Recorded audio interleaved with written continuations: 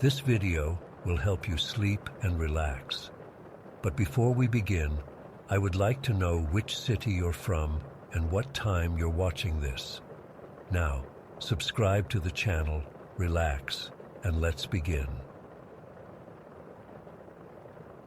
I still don't know how to explain what happened to us that night in May.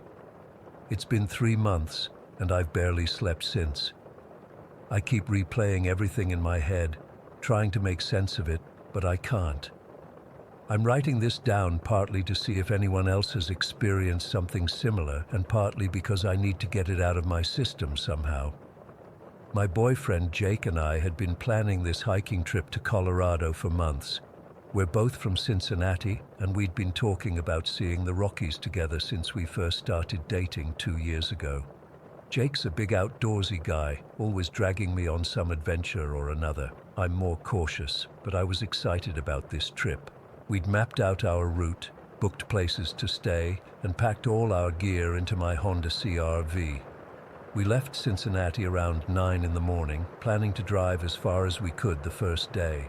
The plan was to make it to Kansas City by nightfall, stay in a motel, and continue on the next day.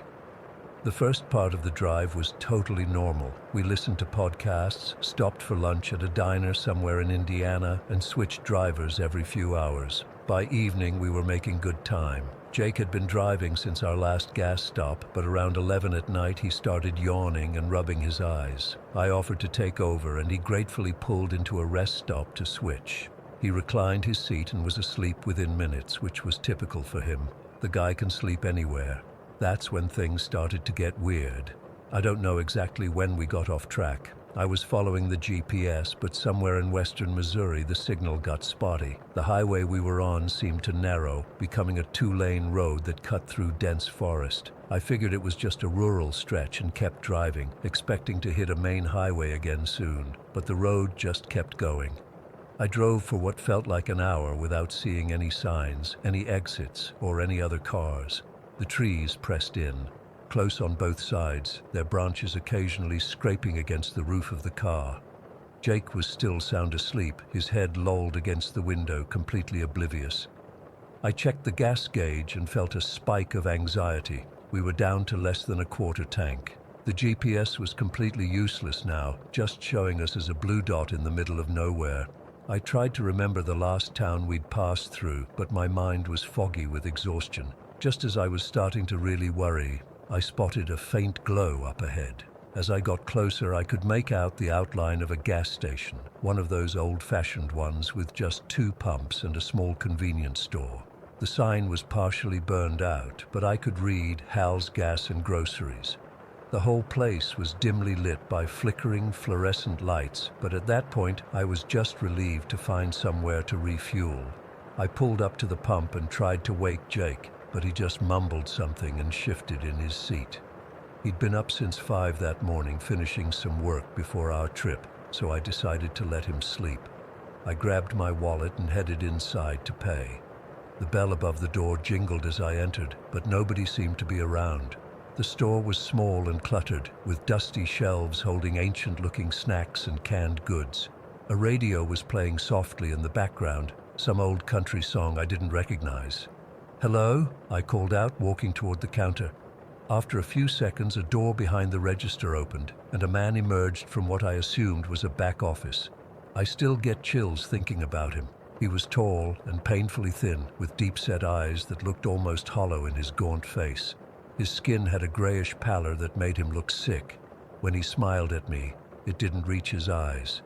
"Evening," he said, his voice surprisingly deep. "What can I do for you?" "Just need to fill up," I replied, trying to sound casual despite the unease crawling up my spine. "Pump 2, please." He nodded slowly, still staring at me. "You're a long way from anywhere," he observed as he rang me up. "Where you headed?" "Colorado," I said, not wanting to give too much information. "We're on a road trip." He frowned at that, glancing out the window toward my car. "Colorado? This ain't the way to Colorado." He paused, studying me. "You shouldn't be out on this road. After midnight, bad things happen." I felt my heart skip a beat. "What do you mean?" He just shook his head, handing me back my credit card. Just saying, this road, it changes after midnight. If I were you, I'd turn around, head back the way you came. I forced a laugh, trying to hide how freaked out I was. We'll be fine. Just need to get back on the highway. Ain't no highway near here, he said, his expression serious. Not anymore. I hurried back to the car, feeling his eyes on me the whole way. Jake was still asleep, oblivious to everything. My hands were shaking as I filled the tank. I kept looking over my shoulder, half expecting to see the cashier watching from the window, but the store seemed empty now, the lights inside dimmer than before. Once the tank was full, I practically jumped back into the driver's seat and locked the doors. I checked the time. It was 12:15 a.m., after midnight. I tried to tell myself the cashier was just a creepy local trying to scare a tourist, but I couldn't shake the feeling that something was very wrong. I pulled back onto the road, driving a little faster than before. I hoped to find a sign, an exit, anything that would take us back to a main highway. But the road just continued, stretching endlessly ahead. And now I noticed something I hadn't before. It seemed to be deteriorating the further we went. What had been smooth pavement was now cracked and worn, with weeds pushing up through the gaps. About 15 minutes after leaving the gas station, a fog began to roll in from the forest on either side. At first, it was just wisps, but it quickly thickened until I could barely see 20 feet ahead of me. I slowed down, gripping the steering wheel so tight my knuckles turned white. That's when the car started to act up. The headlights flickered, dimming and brightening at random intervals. The engine made a stuttering sound, and then, without warning, it died completely. We rolled to a stop in the middle of the empty road, surrounded by fog and silence. "What the hell?" Jake mumbled, finally waking up as the car jerked to a halt. He rubbed his eyes, looking around in confusion. "Where are we?" "I don't know," I admitted, trying to keep the panic out of my voice. "I think we got off track somewhere. The GPS isn't working, and we're on some back road." Jake sat up straight, now fully awake. "How long was I asleep?" "A couple of hours," I said, trying the ignition again. The engine made a grinding noise but wouldn't start. "We're out of nowhere and now the car won't start." Jake pulled out his phone. "No signal," he muttered, holding it up to the window as if that might help. "Not even one bar." I told him about the gas station and the creepy cashier. As I described the warning about the road changing after midnight, Jake's expression grew increasingly concerned. "That's bizarre," he said, looking out the window into the fog. "Wait, do you see that?" I followed his gaze but couldn't see anything except swirling mist. "See what?" "I thought I saw something moving out there," he said, his voice dropping to a whisper. "Like a shadow or something." Before I could respond, the car's radio suddenly crackled to life, making us both jump. Static hissed from the speakers, then faded into what sounded like a whispered voice. "Turn around." "Did you hear that?" I gasped, staring at the radio. It had been off this whole time. I hadn't even touched it. Jake nodded, his face pale in the dim light from the dashboard. "Try starting the car again," he urged. I turned the key, but nothing happened. The radio crackled again, the whisper a little louder this time. "Turn around. You shouldn't be here." "Holy shit," Jake breathed, reaching to turn off the radio, but as soon as he touched it, the static grew louder, drowning out the voice. That's when I saw it, a tall, shadowy figure emerging from the fog ahead of us. At first, it was just a dark smudge against the grayish-white backdrop, but as it drew closer, I could make out a human-like shape. It was impossibly tall and thin, moving with an unnatural gait, almost gliding across the pavement. "Jake," I whispered, grabbing his arm. "Look." He followed my gaze and went completely still. "What the fuck is that?" The figure was maybe 30 feet away now, and I could see it was wearing some kind of long hooded cloak or robe. Its face was hidden in shadow, but I had the horrible feeling it was staring right at us. The radio hissed again. "Turn around. Last chance." The figure continued its approach, now just 20 feet from our car. Jake tried the door handle, but it wouldn't budge. "The doors are locked," he hissed, pulling frantically at the handle. "I didn't lock them," I replied, trying my own door with the same result. We were trapped. The figure was close enough now that I could see long, pale fingers extending from the sleeves of its robe. It moved with purpose, directly toward the driver's side of the car, toward me. In sheer panic, I tried the ignition one more time, pressing the gas pedal to the floor as I turned the key. To my shock, the engine roared to life. I didn't hesitate. I slammed the car into drive and floored it, tires squealing on the cracked pavement. The figure lunged forward just as we accelerated, and I felt something hit the side of the car, a hand or worse slapping against my window. In the rearview mirror, I could see it standing in the middle of the road, watching us drive away. We sped through the fog, the road ahead barely visible. Jake kept looking back, as if expecting to see the figure chasing us. The radio continued to emit bursts of static, but the voice was gone. After about 10 minutes of terrified silence, we spotted what looked like a turnoff to the right, a smaller road leading away from the main one. Without discussing it, we both knew we should take it, anything to get off this cursed highway. The turnoff led us through more forest, but the fog seemed thinner here. Eventually, the trees began to thin out, and we could make out lights in the distance. A small town, it seemed, or at least some kind of settlement. "Thank God," Jake murmured as we approached the lights. "Maybe we can find someone to help us figure out where we are." But as we got closer, my blood ran cold. The lights belonged to a gas station, the same gas station we had left an hour before, Hal's Gas and Groceries, with its partially burned-out sign and flickering fluorescence. "This isn't possible," I whispered, slowing the car. "We've been driving away from this place. We can't have looped back." Jake stared in disbelief. "Maybe it's just another gas station that looks similar." But we both knew it wasn't. It was identical, down to the arrangement of the pumps and the faded advertisements in the windows. As we sat there, trying to comprehend what was happening, the radio crackled one final time. Through the static, the whispered voice delivered its last message. "You should have turned around." I haven't driven at night since then. Jake and I eventually made it to Colorado, taking main highways in broad daylight, but the trip was ruined. We've tried researching that stretch of road, that gas station, but found nothing. No record of a place called Hal's Gas and Groceries in western Missouri. No reports of a weird loop in any highway. Sometimes I wake up in the middle of the night, convinced I hear static coming from somewhere in my apartment, and when I close my eyes, I see that tall figure emerging from the fog, reaching for my window with those long, pale fingers. Ate. Story 2. I never wanted to be on Highway 57 that night. I've always hated that road, especially after dark. But there I was at 12:30 in the morning, trying to get home after visiting my brother 2 counties over. The main interstate was closed for construction, and my GPS kept insisting this was the fastest route home. Stupid technology. It was the middle of July, and even though it was past midnight, the air was still thick with that summer heat that never seems to break. I had the AC cranked up, but my t-shirt was sticking to my back anyway. The full moon was out, making everything look washed out and strange. You know how moonlight does that? Makes familiar things look alien? The forests and swamps on either side of the highway seemed to glow with this eerie blue-white light. It was beautiful in a way, but it made me uneasy.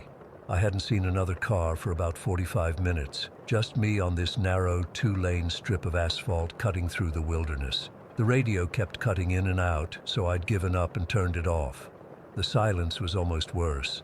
That's when I first saw him. Just beyond the tree line, maybe 30 feet from the road, stood a man. Tall, unnaturally tall. At first I thought he was just some guy whose car had broken down, but he wasn't signaling for help. He wasn't doing anything at all, just standing there, completely still, watching my car pass by. I couldn't make out his face in the darkness, but I could feel him watching me. I remember thinking, that's weird, and speeding up a little. Highway 57 doesn't have much in the way of shoulders, just a foot or two of gravel before it drops off into drainage ditches. So even if I'd wanted to stop and check if he needed help, which I absolutely did not, there wasn't really a safe place to pull over. I kept driving, trying to shake off the creepy feeling. The road curved and twisted through the landscape, and for about 10 minutes, I managed to convince myself it was nothing, just some local weirdo, or maybe even a trick of the light and my tired brain. Then I came around a bend, and my blood went cold. There he was again, the same tall figure, now standing right at the edge of the asphalt, still completely motionless, still facing my approaching car, still hidden in shadow. It was impossible. There's no way he could have gotten ahead of me. There are no shortcuts on Highway 57, no parallel roads, just the highway cutting through miles of undeveloped swampland. But there he was. I gripped the steering wheel so hard my knuckles turned white. As I passed him, I couldn't help but look over, trying to see his face, but it was like the shadows were deliberately obscuring him. I sped up to about 80 miles per hour, my heart hammering against my ribs. Then something made me check my rearview mirror. He was standing in the middle of the road directly behind my car. I almost drove off the road in shock. How the hell? I'd been driving continuously. There's no way anyone could have moved that fast. It was physically impossible. But there he was, growing smaller in my mirror as I sped away. I floored it. The speedometer climbed to 90, then 100. My old Honda shuddered with the effort. I kept checking my mirror, expecting to see him somehow keeping pace with me, but the road behind me was empty now, just darkness and moonlight on asphalt. After about 15 minutes of driving like a maniac, I started to calm down slightly. Maybe I was more tired than I thought. Maybe I was hallucinating from exhaustion. It had been a long day, and I'd gotten up early. It wouldn't be the first time my brain played tricks on me when I was pushing myself too hard. That's when I saw the woman. She was standing next to a broken-down sedan on the side of the road, waving frantically at my approaching headlights. She looked normal, just a woman in her 30s or 40s with a stranded car. Part of me wanted to stop and help her. It was the middle of the night on a deserted highway, and her situation seemed genuinely dangerous. But something deep in my gut screamed at me to keep driving. The same instinct that makes the hair on the back of your neck stand up when you're being watched. I felt terrible. I'm not the kind of person who leaves someone stranded, but I just couldn't make myself stop. As I passed her, I glanced in my side mirror. He was there, standing about 10 feet behind her. She was still waving at my taillights, completely unaware of the figure behind her. I almost threw up right there in my car. My hands were shaking so badly I could barely keep control of the wheel. I kept driving, pushing my car as fast as it would go, desperate to find some sign of civilization, a gas station, a police car, anything. The highway seemed endless, just curve after curve of identical trees and swamp, occasionally broken by decrepit billboards advertising businesses that probably closed decades ago. The minutes stretched out like hours. Finally, when I thought I couldn't take it anymore, I spotted the lights of a gas station up ahead. It was one of those old-fashioned places with just 2 pumps and a small convenience store. The sign was flickering, half the bulbs burned out, but it was the most beautiful thing I'd ever seen. I pulled in so fast I nearly hit one of the pumps. The place looked run down but open. There was a light on inside and an ancient pickup truck parked to the side. I practically fell out of my car and ran inside, the bell over the door jingling cheerfully, completely at odds with the terror coursing through me. Behind the counter sat an old man with a gray beard and the weathered face of someone who spent their life outdoors. He was reading a tattered paperback and barely looked up when I burst in. "You got a bathroom?" I managed to ask, my voice sounding strange and distant to my own ears. He nodded toward a door, at the back without speaking. I locked myself in that grimy bathroom and splashed cold water on my face, trying to pull myself together. My reflection in the cracked mirror looked like a stranger, pale, wide-eyed, terrified. I stood there for a few minutes, just breathing, trying to convince myself I'd imagined the whole thing. When I came out, the old man was still reading. I grabbed a bottle of water from the cooler and brought it to the counter. Is there anyone else working here tonight?" I asked as casually as I could manage. He shook his head. "Just me." I nodded. trying to figure out how to ask what I needed to ask without sounding like a lunatic. Have you ever seen anyone strange on the highway? Like maybe someone really tall, just standing there watching cars? The old man finally looked up from his book, his faded blue eyes fixing on mine. He didn't look surprised by the question. "Highways full of strange folks," he said after a moment, "especially after dark." "But this wasn't just someone strange," I pressed. I don't know how to explain it. I kept seeing the same person in different places he couldn't possibly have reached. The old man studied me for a long moment, then shrugged. "Like I said, strange folks. I don't drive at night if I can help it." That was it. No explanation, no shared stories of his own. Just that cryptic comment and a return to his book.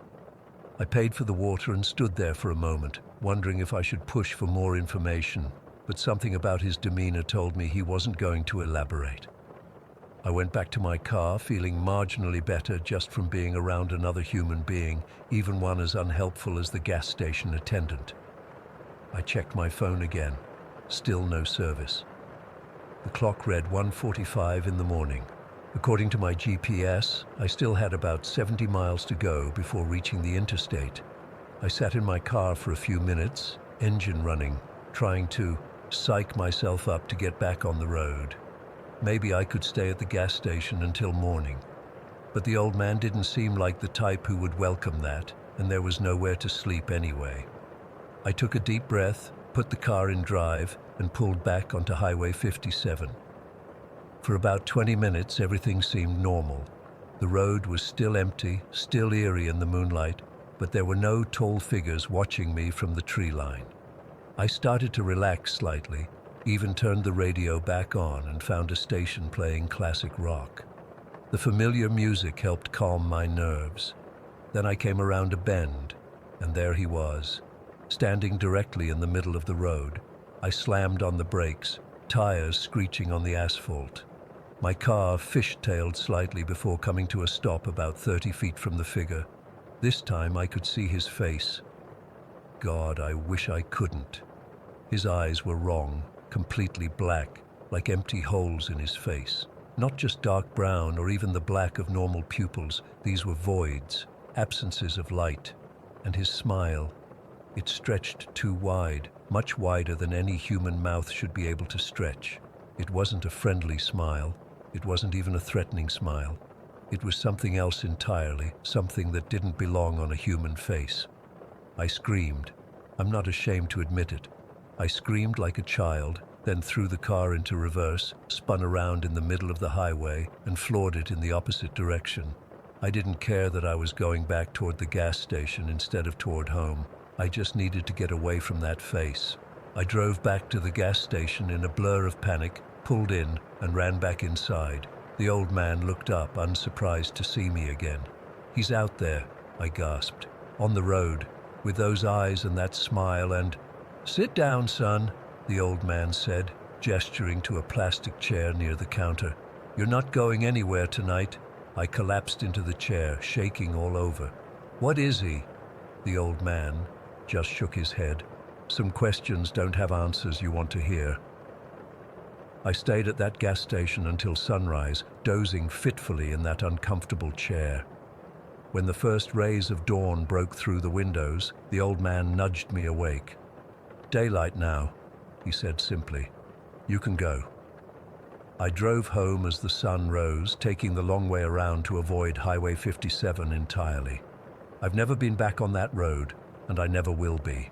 I've tried researching local legends, looking for any mention of a tall figure that appears to travelers on Highway 57, but I've found nothing concrete.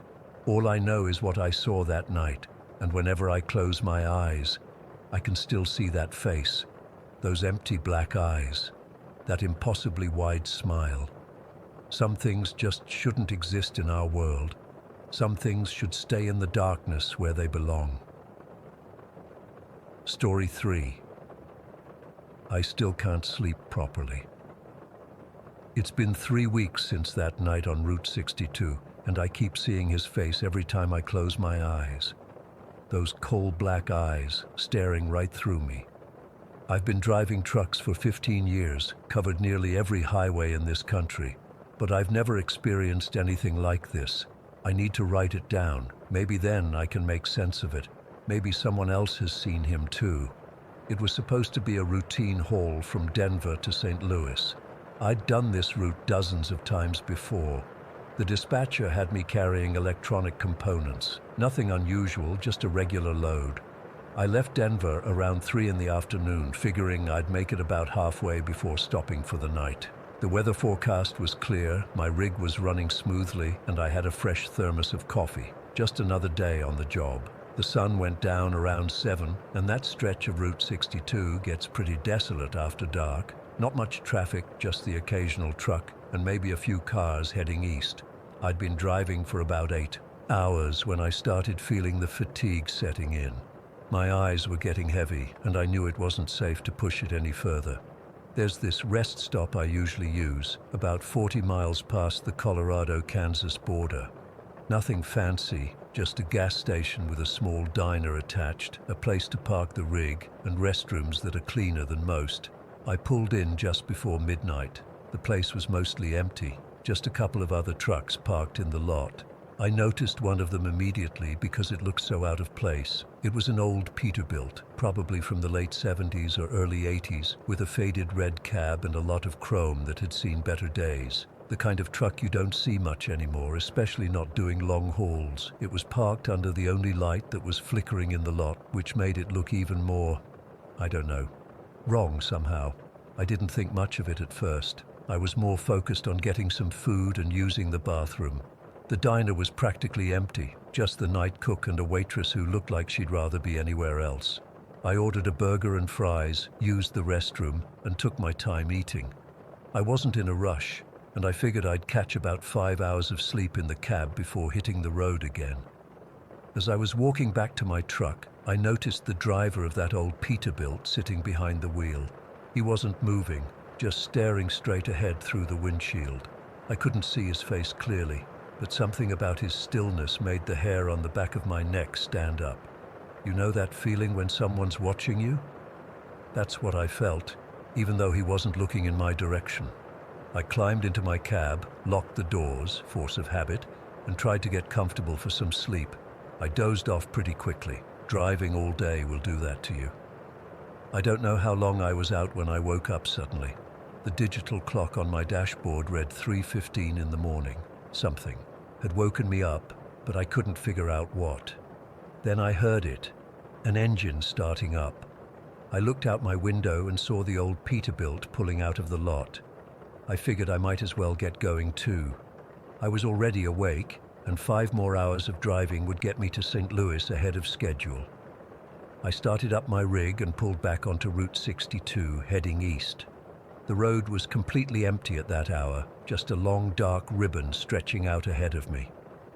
About 20 minutes later, I noticed headlights in my rearview mirror. They were still pretty far back, but catching up quickly. I didn't think much of it, probably just someone in a hurry. As the vehicle got closer, I realized it was a truck, the old Peterbilt from the rest stop. It pulled up behind me and stayed there, following way too close for comfort. I tapped my brakes a couple of times to signal that he needed to back off, but he didn't respond. I could see his silhouette through my mirror, just sitting there perfectly still, hands at 10 and 2 on the wheel. I sped up a little, thinking he'd take the hint, but he matched my speed exactly. This went on for about 15 miles, and I was starting to get annoyed. There was plenty of room to pass. The road was straight and empty, but he just sat there, riding my bumper. Finally, I decided to let him pass. I slowed down gradually and moved slightly to the right. He didn't take the opportunity. Instead, he slowed down too, maintaining the exact same distance. That's when I started getting nervous. This wasn't normal behavior. I decided to pull over at the next chance I got and let him go by. About 5 miles ahead, there was a wide shoulder, so I put on my signal and started slowing down. The Peterbilt slowed down too, but stayed behind me. I pulled over completely and stopped, expecting him to drive past. He pulled over too, stopping about 50 feet behind me. His headlights were still on, shining directly into my mirrors and making it hard to see anything. I sat there for a few minutes, engine idling, wondering what the hell was going on. Then I saw his door open and he stepped out. In the glow of his headlights, I could see him clearly for the first time. He was wearing typical trucker clothes, jeans, a flannel shirt, work boots, but something was off. The clothes looked old and worn in a way that didn't seem right, like they'd been buried and dug up again. And his face, I'll never forget his face. It was pale, almost gray, with sunken cheeks and those eyes, completely black like two holes in his head. No whites, no iris, just empty blackness. He started walking toward my truck, moving with a strange, stiff gait. I didn't wait to see what he wanted. I put my rig in gear and pulled back onto the highway, heart pounding in my chest. In my side mirror, I could see him standing there, watching me go. He didn't run back to his truck or show any signs of frustration. He just stood there, watching. I pushed my rig as fast as it would go, trying to put as much distance between us as possible. For about 10 minutes, I thought I'd gotten away. There were no headlights in my mirrors, no sign of the Peterbilt. Then, as I rounded a bend in the road, I saw headlights behind me again, closing fast. It was impossible. I had at least a 5-minute head start, and there was no way that old truck could catch up to my modern rig so quickly. But there it was, the same faded red Peterbilt, right on my tail again. I was genuinely scared now. This defied all logic. I knew these roads well, and there wasn't any way he could have taken a shortcut. The CB radio had been quiet all night, but I grabbed it anyway, hoping to reach someone, another trucker, anyone who might be in the area. All I got was static. I tried different channels, but it was all the same, just white noise and occasional bursts of what sounded like whispering, too faint to make out. About 30 miles ahead, there was a turnoff to a smaller highway that eventually connected back to the main route. I decided to take it, hoping to lose my pursuer. As I approached the junction, I didn't signal. I just made the turn at the last possible moment. The Peterbilt wasn't prepared for it and continued straight on Route 62. I breathed a sigh of relief as I watched those headlights continue down the main highway. The side road was narrower and not as well maintained, but I didn't care. I was just happy to be away from that truck and its disturbing driver. I drove for about 15 minutes, constantly checking my mirrors, but there was no sign of pursuit. The road wound through some hills, and soon I couldn't even see Route 62 anymore. Then, as I came around a sharp bend, I had to slam on my brakes. Standing in the middle of the road, illuminated by my headlights, was the driver of the Peterbilt, the same man who should have been miles away on Route 62. He was just standing there, staring at me with those coal black eyes, his face expressionless. I couldn't believe what I was seeing. It wasn't possible. There was no way he could have gotten ahead of me, especially on foot. His truck was nowhere in sight, just him, standing motionless in the road. I laid on the horn, hoping to scare him out of the way, but he didn't flinch. He didn't move at all. My hands were shaking so badly I could barely hold the wheel. I put the truck in reverse, intending to back up and find another route, when suddenly my engine died. Just like that. No sputtering, no warning lights, nothing. 1 second it was running fine, and the next, dead silence. I tried the ignition again and again, but nothing happened. Not even a click. It was like all the power had been drained from the battery. My dashboard lights were out, the headlights were fading, everything was shutting down, and all the while that man, that thing, stood in the road, watching me. In the fading glow of my dying headlights, I saw him start walking toward my truck, the same stiff, unnatural gait. I locked my doors and searched frantically for something I could use as a weapon. The best I could find was a heavy flashlight I keep in the side compartment. He reached my door and stood there, looking up at me through the window. His face was even more terrible up close. The skin looked wrong, like it was just barely stretched over the bones beneath. And those eyes, completely black and somehow empty and full at the same time, like looking into a night sky with no stars. He raised his hand and placed it on the door. The metal seemed to frost over from his touch, a thin layer of ice spreading outward from his fingers. Then he spoke. His voice was like nothing I've ever heard before. It sounded distant and close at the same time, like it was coming from inside my own head. "Frank Morrison," he said, and hearing my name in that voice made my blood run cold. "Do you remember October 12th, 2008, Route 62, mile marker 147? I didn't, at least not right away. I've driven so many miles, seen so many markers pass by, but as he stood there staring at me, the memory surfaced. A rainy night, poor visibility. A broken down vehicle on the shoulder that I'd swerved to avoid, forcing a car in the oncoming lane to veer off the road. I'd seen it happen in my rearview mirror, but the car had seemed fine. It had just gone onto the grass and then back on the road. I hadn't stopped. I was on a tight schedule and it didn't look serious. I'd convinced myself no one was hurt. "You left me there," he said, and his voice seemed to drop even lower, vibrating through the metal of the truck. "You left me to die alone in the rain." I wanted to say something to deny it, to apologize, but my voice wouldn't work. My throat felt frozen shut. 15 years I've been waiting," he continued, "waiting for you to come back to Route 62. Every truck that passes, I look for your face. And tonight, you finally returned." He pressed harder against the door, and I heard the metal creak under his hand. The ice was spreading, covering my window, making it harder to see him. But those eyes, I could still see those terrible black eyes through the frost. "I just wanted someone to stop," he said. "Someone to help me, to stay with me so I wouldn't die alone." Was that too much to ask, Frank? I don't know what would have happened next if the first light of dawn hadn't appeared on the horizon at that exact moment. It was just a faint grayish glow in the east, but when it appeared, the man, the phantom, looked toward it, and his expression changed. For just a second, I saw something like fear on his face. He looked back at me, and I swear there was a promise in those black eyes, a promise that this wasn't over. Then he stepped back from my truck, the ice on my window starting to melt immediately. He turned and walked away, not toward the road, but straight into the fields beside it. I watched him go until the rising sun made it hard to see, but I never saw him disappear. It was like he just became part of the shadows that were retreating with the night. As soon as he was gone, my truck started on its own, all systems normal, like nothing had ever happened. I got back on Route 62 as quickly as I could and drove straight through to St. Louis without stopping again.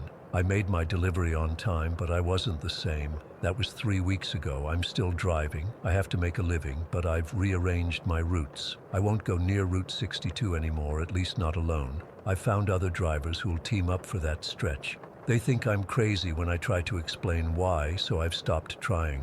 But sometimes, when I'm driving at night, I check my rearview mirror and, just for a second, I think I see headlights. Old-fashioned headlights on a faded red Peterbilt. And I know he's still out there, waiting. The phantom of Route 62, searching for the man who left him to die alone in the rain. I know one day I'll have to face him again. And next time there might not be a sunrise to save me. Story 4. I still haven't been able to drive alone at night since it happened 3 months ago. My friends think I'm being dramatic or that I developed some weird phobia, but they don't know the real reason. I haven't told anyone about that night. Not my roommate, not my therapist, not even my mom. But I need to get this off my chest before it completely consumes me, so I'm writing it here where nobody knows me. It was a Friday night in early October. I'd been at my friend Jesse's place for dinner about 40 miles outside of town. We'd had a few glasses of wine, but I stopped drinking around 8 because I knew I had to drive home. By the time I left, it was just after 11. Jesse tried to convince me to stay over, but I had to open the coffee shop the next morning at 6, and all my work clothes were at my apartment. The drive back should have been simple. I've done it dozens of times before. But that night, this dense fog had settled over the highway. It wasn't just regular fog. It was like driving through a cloud that had fallen to earth. My headlights barely cut through it, creating this weird tunnel-like effect where I could only see maybe 20 feet ahead of me. I had the radio on low, some late-night talk show discussing conspiracy theories or something equally mindless. I wasn't really listening, just using it as background noise to keep me alert. The highway was practically deserted. I maybe saw 2 other cars in the first half hour of my drive. The lack of other vehicles made everything feel even more isolated. The fog seemed to muffle all sound, creating this bubble where it felt like the world had disappeared, except for my little car moving through the white haze. I remember checking my phone at one point. It was 11:47 p.m. and thinking I'd be home by 12:30 at the latest. That's when I rounded this slight bend in the highway and my headlights caught something, or rather someone, standing at the edge of the road. It was a man, tall and painfully thin, wearing what looked like a dark overcoat that hung off his frame. He had his arm extended, thumb out in the universal hitchhiker signal. I almost didn't stop. Every safety video, every warning from my parents, every true crime podcast I'd ever listened to screamed in my head not to stop for strangers, especially not on a deserted highway in the middle of the night. But something made me slow down. Maybe it was the fog and how dangerous it would be for someone to be walking in these conditions. Maybe it was the fact that the temperature had dropped to the low 40s and his coat looked too thin for the weather. Or maybe it was something else entirely, something I can't explain even now. I pulled over about 10 feet ahead of him, watching in my rearview mirror as he approached my car. His movements were stiff, almost mechanical, like someone who'd been standing in the cold too long. I rolled my window down just a crack, not enough for him to reach in, but enough to hear him. "Need a ride?" I called out, immediately regretting the question. Of course he needed a ride. Why else would he be hitchhiking? He didn't answer right away. He just stood there, staring at me through the gap in the window with these eyes. They were so hollow, so empty. Not like he was on drugs or anything like that. More like there was nothing behind them at all. "Yes," he finally said, his voice barely above a whisper. "Thank you." I unlocked the passenger door, and he got in. The inside of my car immediately felt colder, like he'd brought the night air in with him. Up close, I could see his face better. He was pale, not just white, but this grayish pale that made him look sick. His cheeks were sunken, and his lips had almost no color. I figured he must have been stranded for hours in the cold. "Where are you headed?" I asked, pulling back onto the highway. He didn't answer for so long that I thought maybe he hadn't heard me. He just sat there, completely still, staring straight ahead through the windshield. I was about to repeat my question when he finally spoke. "I'm going home," he said in this raspy, cold voice that sent a shiver down my spine. I waited for him to elaborate, to give me an address or at least a town name, but he said nothing more. The silence stretched between us, becoming more uncomfortable by the second. I tried to focus on the road, on navigating through the fog, but I was hyper-aware of his presence beside me. He didn't fidget like most people do. He didn't check his phone or adjust his position or do any of those little human movements we all make without thinking. He just sat there, perfectly still. After about 10 minutes of this unbearable silence, I tried again. "So, where exactly is home? I need to know where I'm taking you." He turned toward me then, the movement so sudden it made me jump. Those hollow eyes fixed on me for a moment before he reached slowly into his coat pocket. My heart practically stopped. Every horror scenario flashed through my mind. He was reaching for a weapon, for a syringe, for something to hurt me with. But what he pulled out was a piece of paper. It was old and yellowed, folded and refolded so many times that it was falling apart at the creases. He held it out to me. "Here," he said. My hands were shaking so badly I could barely take it from him. I pulled over to the shoulder of the highway. I couldn't read and drive in this fog, and something told me I needed to see what was on that paper. I unfolded it carefully, afraid it might disintegrate in my hands. It was a newspaper clipping, an obituary. The paper was so old and the print so faded that I had to use my phone's flashlight to read it properly. And there he was, the man sitting next to me, staring back at me from a grainy black and white photograph. The name read Richard Allen Mercer, and according to the obituary, he had died in a car accident on Highway 16 on October 7th, 2010. October 7th. That was today's date, 10 years ago to the day. I felt this cold sweat break out all over my body. My throat closed up, and for a second, I couldn't breathe. I looked up from the obituary, my mind racing to make sense of what I was seeing. The passenger seat was empty. I screamed. I'm not embarrassed to admit it. I screamed louder than I've ever screamed in my life. I dropped the paper and scrambled to open my door, practically falling out onto the highway. I stumbled away from my car, my legs barely supporting me, my breath coming in short, panicked gasps. The fog swirled around me as I stood there on the shoulder, staring at my car with its passenger door still closed. There was no sign that anyone had been sitting there just seconds ago. No footprints in the damp ground around the car, no sign of anyone walking away into the fog. I don't know how long I stood there, paralyzed with fear, before I forced myself to approach my car again. The rational part of my brain was desperately trying to make sense of what had happened. Maybe I'd picked up some creepy guy who'd slipped out of the car when I wasn't looking. Maybe the obituary was fake, some sick joke. I reached in through my still open driver's side door and grabbed my phone, turning on the flashlight again. The obituary was still there on the passenger seat. I picked it up with trembling fingers, reading it again more carefully this time. Richard Allen Mercer, 34, had died in a head-on collision with a drunk driver on Highway 16, near mile marker 47. The accident had happened around midnight. He was survived by his wife and young daughter. I checked the time on my phone, 12:03 a.m. I checked my GPS. I was less than a mile from mile marker 47. That's when I noticed the smell. It hadn't been there before, I'm certain of it. A sickly sweet odor of decay, like flowers left too long in a vase, mixed with something earthier and more rotten. It filled the car, making me gag. I had to get back in that car. I had to drive away from there, but I was so terrified I could barely function. I forced myself to climb back into the driver's seat, my whole body shaking so badly I could hardly turn the key in the ignition.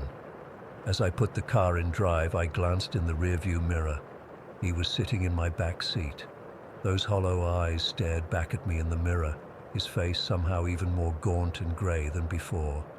His lips parted slightly, and in that same raspy whisper, he said, "I'm going home." I slammed on the brakes so hard I nearly hit my head on the steering wheel. I twisted around to look at the back seat, but it was empty, completely empty. When I looked back at the rearview mirror, he was gone from there too. But the smell remained, that horrible, sickly sweet smell of decay. I drove home in a state of blind panic, going way too fast for the foggy conditions, constantly checking my mirrors and glancing over my shoulder. I kept all the windows down despite the cold, trying to get rid of that smell. It faded eventually, but I'm not sure if it actually disappeared or if my nose just got used to it. When I finally reached my apartment, I sat in the parking lot for almost an hour, unable to make myself get out of the car. I was terrified he would be waiting for me inside my apartment, or that he would appear again the moment I stepped out of the car. Eventually, exhaustion won out over fear, and I made it inside. I double-checked every lock, looked under my bed and in all my closets like a scared kid. I even slept with the lights on. The obituary is still in my glove compartment. I can't bring myself to touch it again, but I also can't throw it away. It's proof that I didn't imagine the whole thing. I've researched Richard Allen Mercer since then. He was real. The accident was real. He died exactly where I picked him up, 10 years to the day before our encounter. They say his body was so badly mangled in the wreckage that his family had to have a closed casket funeral. I've been taking Ubers and bumming rides from friends for the past 3 months. I haven't driven my car at night since then. I can't. Every time I look in the rearview mirror, I'm terrified I'll see those hollow eyes staring back at me. Sometimes, when I'm alone in my apartment at night, I catch a whiff of that sickly sweet smell. Just for a second, just enough to make me freeze in place, my heart pounding in my chest. I don't know why he chose me that night. I don't know if he was trying to go home to his family or if home meant something else entirely. All I know is that I never want to see those hollow eyes again, and I'll never pick up another hitchhiker as long as I live. Story 5. I've been driving trucks for almost 20 years now. Long hauls, short hauls, coast to coast, you name it, I've probably done it. My CB handle is Iron Horse, but my real name's Rick. After what happened 3 nights ago, I'm not sure I'll ever feel the same behind the wheel again. I was on my usual route down Interstate 40, hauling electronics from Nashville to Albuquerque. The night was pitch black, one of those moonless nights where the darkness seems to swallow everything beyond your headlights. I'd been pushing too hard, trying to make up time after getting stuck behind an accident in Oklahoma City. By midnight, my eyes were burning, and the white lines on the road were starting to dance. About 50 miles west of Amarillo, I spotted the lights of a truck stop. Nothing fancy, just a small place called Desert Haven with a diner attached. The neon sign was this faded turquoise color, but half the letters weren't working right. It kept flickering on and off, making the whole place look like something from a bad dream. Still, I needed coffee and a break, so I pulled my Peterbilt into the lot. There were only 3 other trucks parked there, which was weird for that time of night. Usually these places are packed with drivers catching some sleep. The parking lot had this eerie emptiness to it, like everyone knew something I didn't.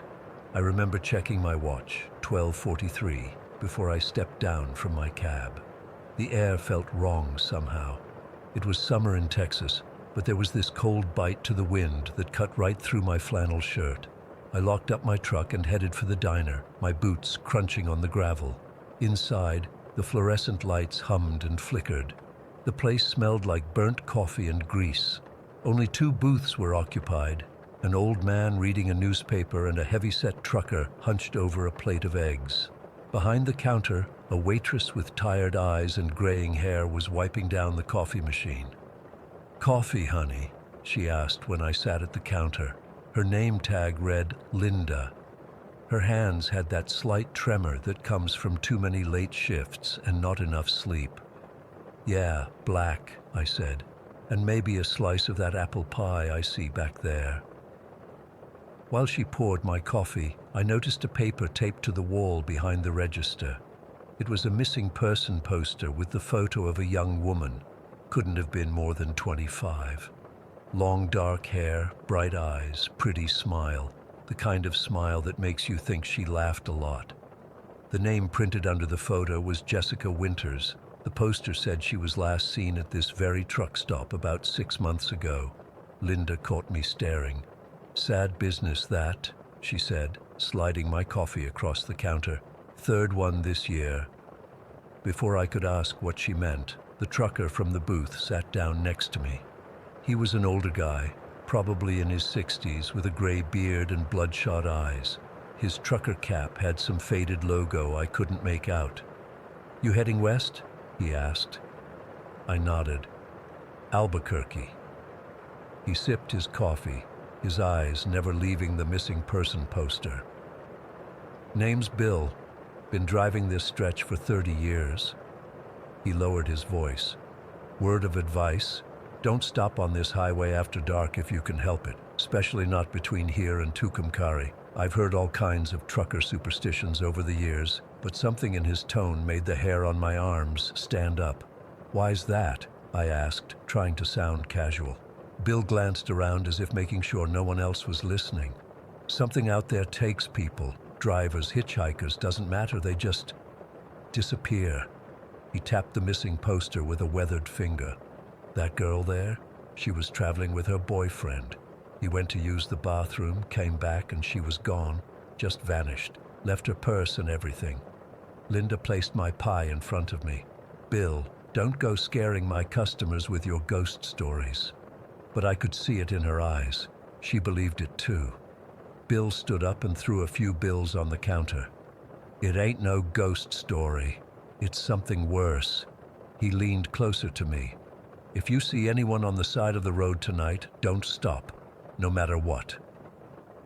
With that, he walked out, leaving me with my coffee and a feeling of unease that the pie couldn't shake. I finished quickly, paid, and headed back to my truck. It was 1:15 in the morning now, and the temperature had dropped even more. The wind whistled between the trucks, carrying tumbleweeds across the empty lot. Back in my cab, I decided to grab a couple hours of sleep before continuing.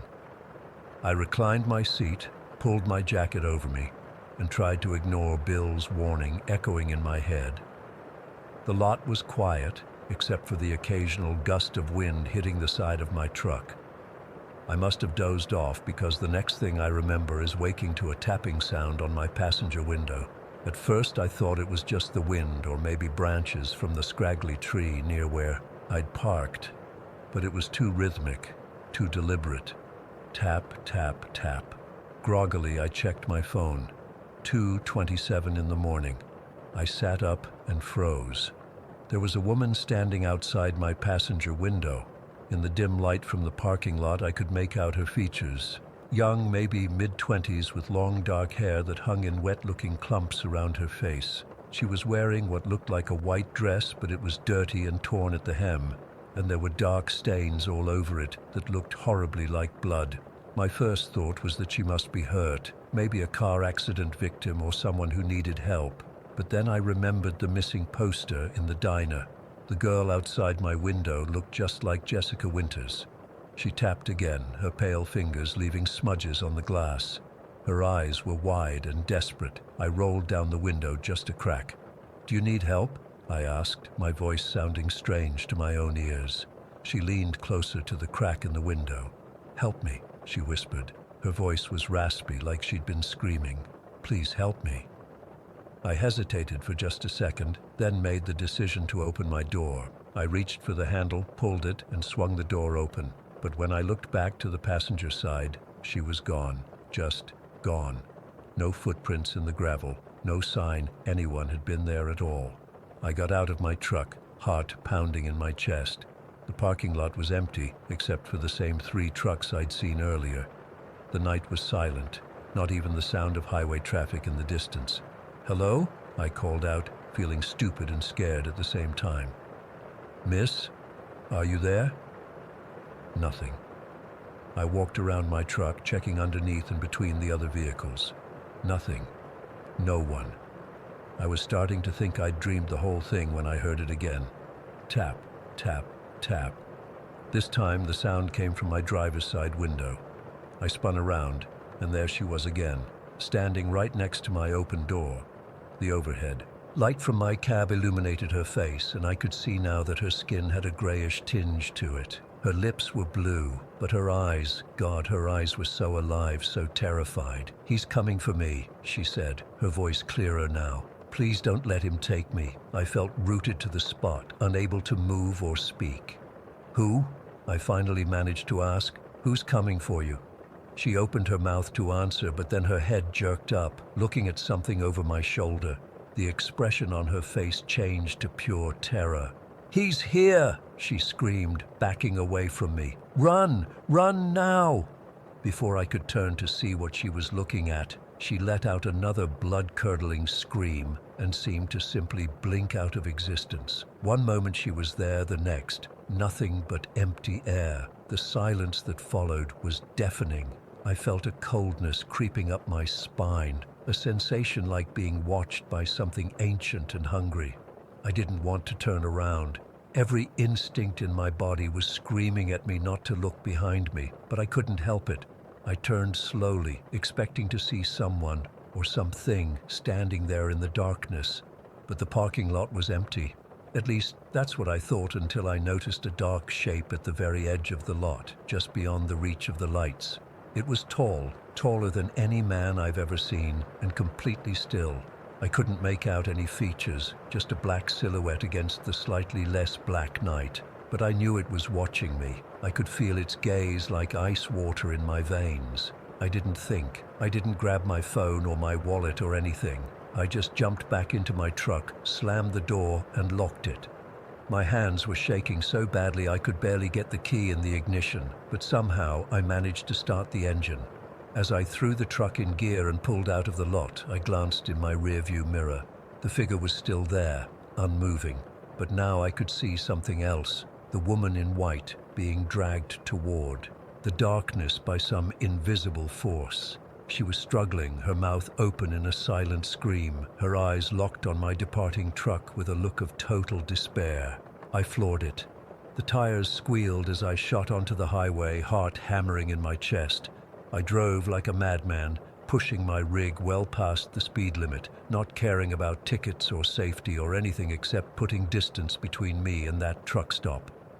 After about 20 miles, I started to calm down enough to think clearly. I tried to rationalize what I'd seen. Maybe I was overtired. Maybe someone was playing a sick joke. Maybe I'd fallen asleep and dreamed the whole thing. But deep down, I knew it was real. The cold sweat soaking my shirt was real. The terror still coursing through me was real. I drove straight through to Albuquerque without stopping once. Even when my eyelids grew heavy and the road blurred in front of me, I didn't dare pull over. I kept the radio blasting and slapped my own face to stay awake. When I finally delivered my load the next morning, my hands were still shaking. I called my dispatcher and told him I needed a few days off. He must have heard something in my voice because he didn't even argue.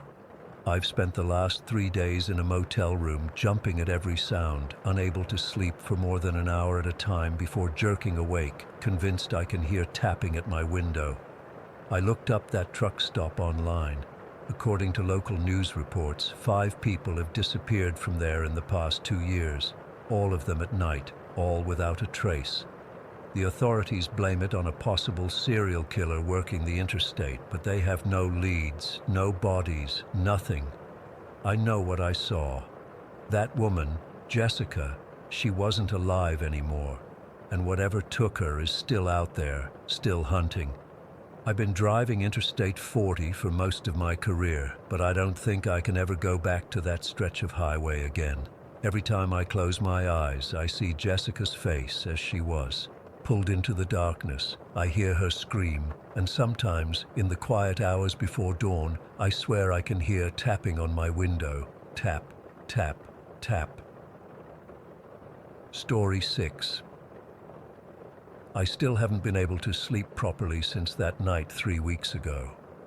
Every time I close my eyes, I hear those whispers again. I've tried sleeping pills, meditation, even a few too many beers. Nothing works. I just need to get this off my chest, so maybe writing it down will help. I don't expect anyone to believe me, but I swear every word of this is true. I was driving back from a job interview in Portland, heading home to Seattle. It was supposed to be a straight shot up I-5, about 3 hours. Simple enough. I left late, around 9 in the evening, figuring I'd just power through and be home by midnight. The interview had gone well, but it had been mentally draining. 6 hours of technical questions and culture fit assessments. I was exhausted before I even got in the car. About an hour and a half into the drive, I realized I was making a mistake. My eyes kept getting heavy, and I caught myself nodding off twice. The second time, I jerked awake just as my tires hit the rumble strip on the shoulder. That was my wake-up call, literally. I decided to find a motel and continue in the morning. The problem was I'd taken a scenic detour to avoid some construction, and now I was on some state highway cutting through dense forest. My GPS showed the nearest town was still 40 minutes away. That's when I saw it, a flickering neon sign on the right side of the road that seemed to appear out of nowhere. The Last Vacancy Motel, with a bright red vacancy underneath. I remember thinking the name was weird, but I was too tired to care. I slowed down and turned onto a narrow, pothole-filled road that disappeared into the trees. The road seemed to go on forever, twisting through the woods. Just as I was about to give up and turn around, the trees opened up to reveal the motel. It was sad-looking, one of those single-story, L-shaped buildings from the 70s. The paint was peeling, the parking lot had more cracks than pavement, and half the exterior lights were burned out. But at that point, I just needed a horizontal surface to pass out on. I didn't care if it was a dump. I parked in front of the office. My car was the only one in the lot, which should have been my first warning. The office door had a bell that jingled when I pushed it open, but it sounded wrong somehow, like it was underwater. Behind the counter sat this elderly woman. I don't know how to describe her except vacant. Her eyes didn't seem focused on anything, and her skin was so pale it was almost translucent. When she finally noticed me, she didn't smile, just stared. "You're lucky," she said in this raspy voice that made my skin crawl. "It's our last vacancy." I remember thinking that was odd, since there weren't any other cars outside, but I was too exhausted to question it. I filled out the registration card with shaky handwriting while she watched me without blinking. She handed me a key, an actual metal key, not a key card, with the number 13 on it. Of course it was 13. "Down the hall to your left," she said, pointing to a door behind her, all the way at the end. I thanked her and headed through the door, which led to a dimly lit hallway. The carpet was this awful brown pattern that might have been stylish 40 years ago. The silence hit me immediately, that unnatural kind of quiet where you can hear your own heartbeat. No TV sounds from other rooms, no air conditioning hum, nothing. The hallway felt longer than it should have been for such a small motel. I counted the doors, 6, 7, 8, before finally reaching number 13 at the very end. The brass numbers were tarnished except for the edges, which gleamed as if they'd been recently polished. The key stuck in the lock at first, but with some jiggling, the door swung open. The room was basic.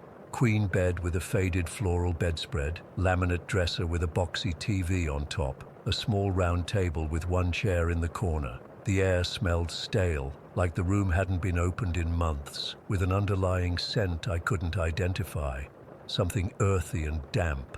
I was so tired I just kicked off my shoes, put my phone on the nightstand, and collapsed onto the bed without even changing. That's when I noticed the ceiling. There was a water stain above the bed, brownish yellow, and shaped like a distorted face if you stared at it long enough. I tried to look away, but my eyes kept being drawn back to it. As I lay there, I had this growing feeling that something was wrong. You know that sensation when you feel like you're being watched? It was like that, but worse. The room felt hostile, like it didn't want me there. I know that sounds crazy. I must have dozed off eventually because I woke up suddenly, disoriented. The digital clock on the nightstand read 3:15 a.m. At first, I couldn't figure out what had woken me. Then I heard it, a steady drip, drip, drip coming from the bathroom. I lay there for several minutes, trying to ignore it, but it was so rhythmic, so persistent. Finally, I got up, fumbling for the light switch. The overhead light flickered on, casting harsh shadows across the room. I shuffled to the bathroom door, which was partially closed. When I pushed it open, the dripping got louder. The bathroom was small, just a toilet, sink, and shower stall with a plastic curtain. The faucet in the sink was leaking, water hitting the stained porcelain in a steady beat. I reached to turn it off, and that's when I glanced up at the mirror. There was someone standing behind me. I spun around so fast I nearly fell, but there was no one there, just the empty doorway leading back to the bedroom. My heart was pounding so hard I could feel it in my throat. I turned back to the mirror, and it was just me. Pale, wide-eyed, terrified. But I knew what I'd seen. A dark figure, just over my shoulder. Not clear enough to make out features, but definitely a human shape. I quickly turned the faucet off and backed out of the bathroom. The room suddenly felt freezing cold. I grabbed my phone to call. Someone, anyone. No signal, not even a single bar. I tried turning on the location, thinking maybe I could at least see where I was on a map, but the GPS couldn't find a signal either. That's when I noticed the ceiling again. The stain was bigger, much bigger. It had spread while I was sleeping, now covering nearly half the ceiling, and it was moving, slowly spreading outward like ink soaking through paper. As I watched, a drop formed at the lowest point and fell, landing on the bedspread with a soft pat. I grabbed my shoes and jacket, fumbling with the door handle in panic. I had to get out of there. The door swung open and I stepped into the hallway, but it wasn't the same hallway I'd come through earlier. The carpet was the same ugly brown pattern, but the hallway seemed to stretch impossibly long in both directions. The lights were dimmer, flickering erratically, and the walls, they seemed to pulse like they were breathing. I turned left, the way I thought the exit should be, and started walking. But the hallway just kept going. Door after door after door, all with tarnished brass numbers that didn't follow any logical sequence. 27, 14, 33, 9, as if they were randomly assigned. That's when the whispers started. At first, they were so faint, I thought it was just the sound of my own panicked breathing. But they grew louder, coming from behind every door I passed. I couldn't make out words, just the urgent, hissing sound of dozens of voices speaking simultaneously. I broke into a run, the hallway stretching endlessly before me. The walls began to close in, the ceiling lowering until I was hunched over, still running. The whispers got louder, more insistent, almost angry now. Then I saw them, shadows moving across the walls, not cast by anything physical, just darker patches of darkness that slid along beside me as I ran. They had shapes, vaguely human but wrong somehow, too tall, too thin, with hollow spaces where eyes should be. One of the shadows reached out, and I felt something cold brush against the back of my neck, not solid like a hand, more like someone had blown freezing air across my skin. I screamed and ran faster, the hallway narrowing until my shoulders scraped against both walls. The whispers reached a crescendo, and suddenly I could understand them. They were saying my name over and over. Morgan, Morgan, Morgan. Then everything went black. I woke up in my car, still parked in front of the motel office. Sunlight was streaming through the windshield, and I was drenched in sweat, my heart racing. For a moment, I thought I'd dreamed the whole thing, that I'd never gone into the motel at all, just fallen asleep in my car. But then I saw the key clutched in my hand. Number 13, tarnished brass. I threw the key out the window, started the car with shaking hands, and floored it out of there. As I sped down that narrow road through the woods, I kept checking the rearview mirror. The motel got smaller and smaller until the trees swallowed it from view. When I reached the highway and pulled over at the first gas station I found, I tried to look up the last vacancy motel on my phone. Nothing. No reviews, no listing, not even on the map. According to Google, there was nothing but unbroken forest where I'd spent the night. I've driven back there twice since then, in broad daylight. I found the spot where I turned off the highway. I'm certain it's the same place, but there's no road there anymore. Just trees and underbrush, with no sign that a road or a building ever existed. But the whispers haven't stopped. Sometimes when I'm falling asleep, I hear them.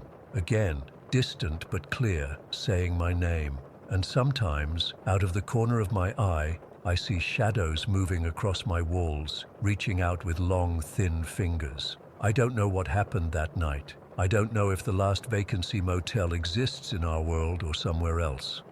All I know is that I checked in, but I'm not sure I ever really checked out. Story 7. I've never shared this with anyone outside my immediate family, but I feel like I need to get this off my chest. It's been 3 years since it happened, and I still wake up in cold sweat some nights feeling like I'm back there. I'm a long-haul trucker, been doing it for about 14 years now. The job can be lonely, but I've always enjoyed the solitude, the open road, and the freedom that comes with it. My name's Daniel, by the way, Daniel Walker. And until that night on Highway 491 in New Mexico, I thought I'd seen everything the road had to offer. Let me start by saying I've never been the superstitious type. Ghost stories were always just entertainment to me, something to pass the time at truck stops when swapping tales with other drivers. But what happened that night, I still can't explain it. It was mid-October about 3 years ago. I was hauling a load of lumber from Portland, Oregon down to Gallup, New Mexico. The drive had been uneventful up until then, just me, my rig, and miles of highway. I was making good time, so I decided to push through the night rather than stopping at a motel. Big mistake. I'd been driving for about 16 hours straight, with only short breaks to use the bathroom and grab some coffee. I know, that's breaking regulations, but we all do it sometimes when we're trying to make a deadline. I was tired but alert enough, or so I thought. The coffee was doing its job and I had the radio cranked up to keep me company. As I crossed into New Mexico, I remember checking my GPS. I was on Highway 491, which some of the older truckers call Devil's Highway. It used to be Highway 666, and there are all sorts of stories about it. Accidents, disappearances, strange sightings. Just truckers' tales, I always thought. It was 2:37 in the morning. I remember looking at the clock on my dash right before it happened. The highway stretched empty before me, my headlights cutting through the darkness. The moon was nearly full that night, casting an eerie glow over the desert landscape. It was beautiful in a desolate way, all shadows and silver light. That's when I saw her, a woman standing on the shoulder of the road, right at the edge of my headlights' reach. She was wearing what looked like an old-fashioned dress that reached her ankles, dark-colored, though I couldn't make out the exact shade. Her hair was long and seemed to move slightly in the breeze. What struck me immediately was how still she was. Unnaturally still. She wasn't moving at all, not waving for help, not turning to look at my approaching truck, just standing there, facing the road, like she was waiting for something. I slowed down instinctively. Out here in the middle of nowhere, at this hour, finding someone on foot is strange enough to make anyone cautious. As I got closer, something about her made the hair on the back of my neck stand up. I can't explain exactly what it was, maybe the way she stood, or maybe it was just my exhaustion playing tricks on me, but something felt wrong. I should have stopped. That's what keeps eating at me. If it was a real person in trouble, I just left them there in the middle of the desert at night. But in that moment, every instinct I had was screaming at me to keep driving. So I did. I watched her in my side mirror as I passed. She didn't turn to watch me go, didn't move at all, just kept staring ahead at the empty road. For the next 5 miles, I couldn't stop thinking about her. What if she needed help? What if her car had broken down and she was stranded? The guilt started gnawing at me. I'm not the type to leave someone in trouble, especially not a woman alone at night in the middle of nowhere. Finally, I couldn't take it anymore. I found a wide spot in the road, carefully turned my rig around, and headed back. I figured I'd at least offer her a ride to the next town or let her use my phone to call for help. But when I got back to where I'd seen her, and I'm certain it was the exact spot, there was nobody there. I even pulled over and got out of my truck, shining my flashlight up and down the road and into the desert a ways. Nothing. No footprints in the sandy soil, no sign anyone had been there at all. I stood there for a few minutes, confused, and if I'm being honest, a little spooked. There hadn't been any other vehicles passing by that could have picked her up. Where could she have gone in just 10 or 15 minutes? Eventually, I convinced myself I must have been more tired than I thought. Maybe I had briefly dozed off and dreamed the whole thing. It wouldn't be the first time a trucker's exhausted mind played tricks on them. I got back in my cab, splashed some cold water on my face from my thermos, and continued on my way. About 20 minutes later, my CB radio crackled to life. This was strange because it had been silent all night. Not many truckers on this route at this hour. The voice that came through was deep and gravelly, with a strange accent I couldn't place. "You seen her yet?" the voice asked. I hesitated before responding. "Seen who?" There was a pause, then, "The woman standing on the road." My blood ran cold. I hadn't mentioned her to anyone. How could this person know? "Who is this?" I asked. "Don't matter who I am," the voice replied. "What matters is what I'm telling you. If you see her again, don't stop. Don't let her in." "What are you talking about?" I demanded, but there was only static in response. I tried several times to re-establish contact, but whoever it was didn't answer again. I even switched channels, thinking maybe someone was playing a prank, but there was nothing but silence on the other frequencies too. By this point, I was wide awake. adrenaline coursing through my system. I told myself it was just a coincidence. Maybe some local had seen the woman too and was warning other drivers. Or maybe it was just some bored teenager messing with truckers. Still, I couldn't shake the feeling that something wasn't right. For the next hour or so, I drove without incident, though every shadow on the roadside made me tense up. I started to relax a little, convincing myself that both the woman and the radio message were just strange coincidences. Then it happened. I came around a bend in the road, and there she was again. Not on the shoulder this time, but standing directly in my lane, facing my oncoming truck. Her face was still in shadow, but I could make out the same dress, the same long hair. I slammed on my brakes, the load shifting dangerously behind me. The truck skidded, and I fought to keep control, certain I was about to hit her. Somehow, I managed to bring the rig to a stop just a few feet away from where she stood. In the harsh glare of my headlights, I could see her clearly for the first time. And God, I wish I couldn't. She looked wrong. That's the only way I can describe it. Like something wearing the skin of a person, but not quite getting it right. Her face was too smooth in some places, too creased in others. Her eyes reflected my headlights like an animal's would, glowing an unnatural yellow-green. And her mouth, it was slightly too wide for her face, the corners turning up in what might have been a smile on anyone else, but on her looked predatory. I sat frozen, hands gripping the steering wheel so tight my knuckles were white. She didn't move for what felt like forever, just stood there staring at me with those reflective eyes. Then, slowly, deliberately, she raised one arm and pointed at my passenger door. The message was clear: let me in. I remembered the warning from the CB radio: don't let her in.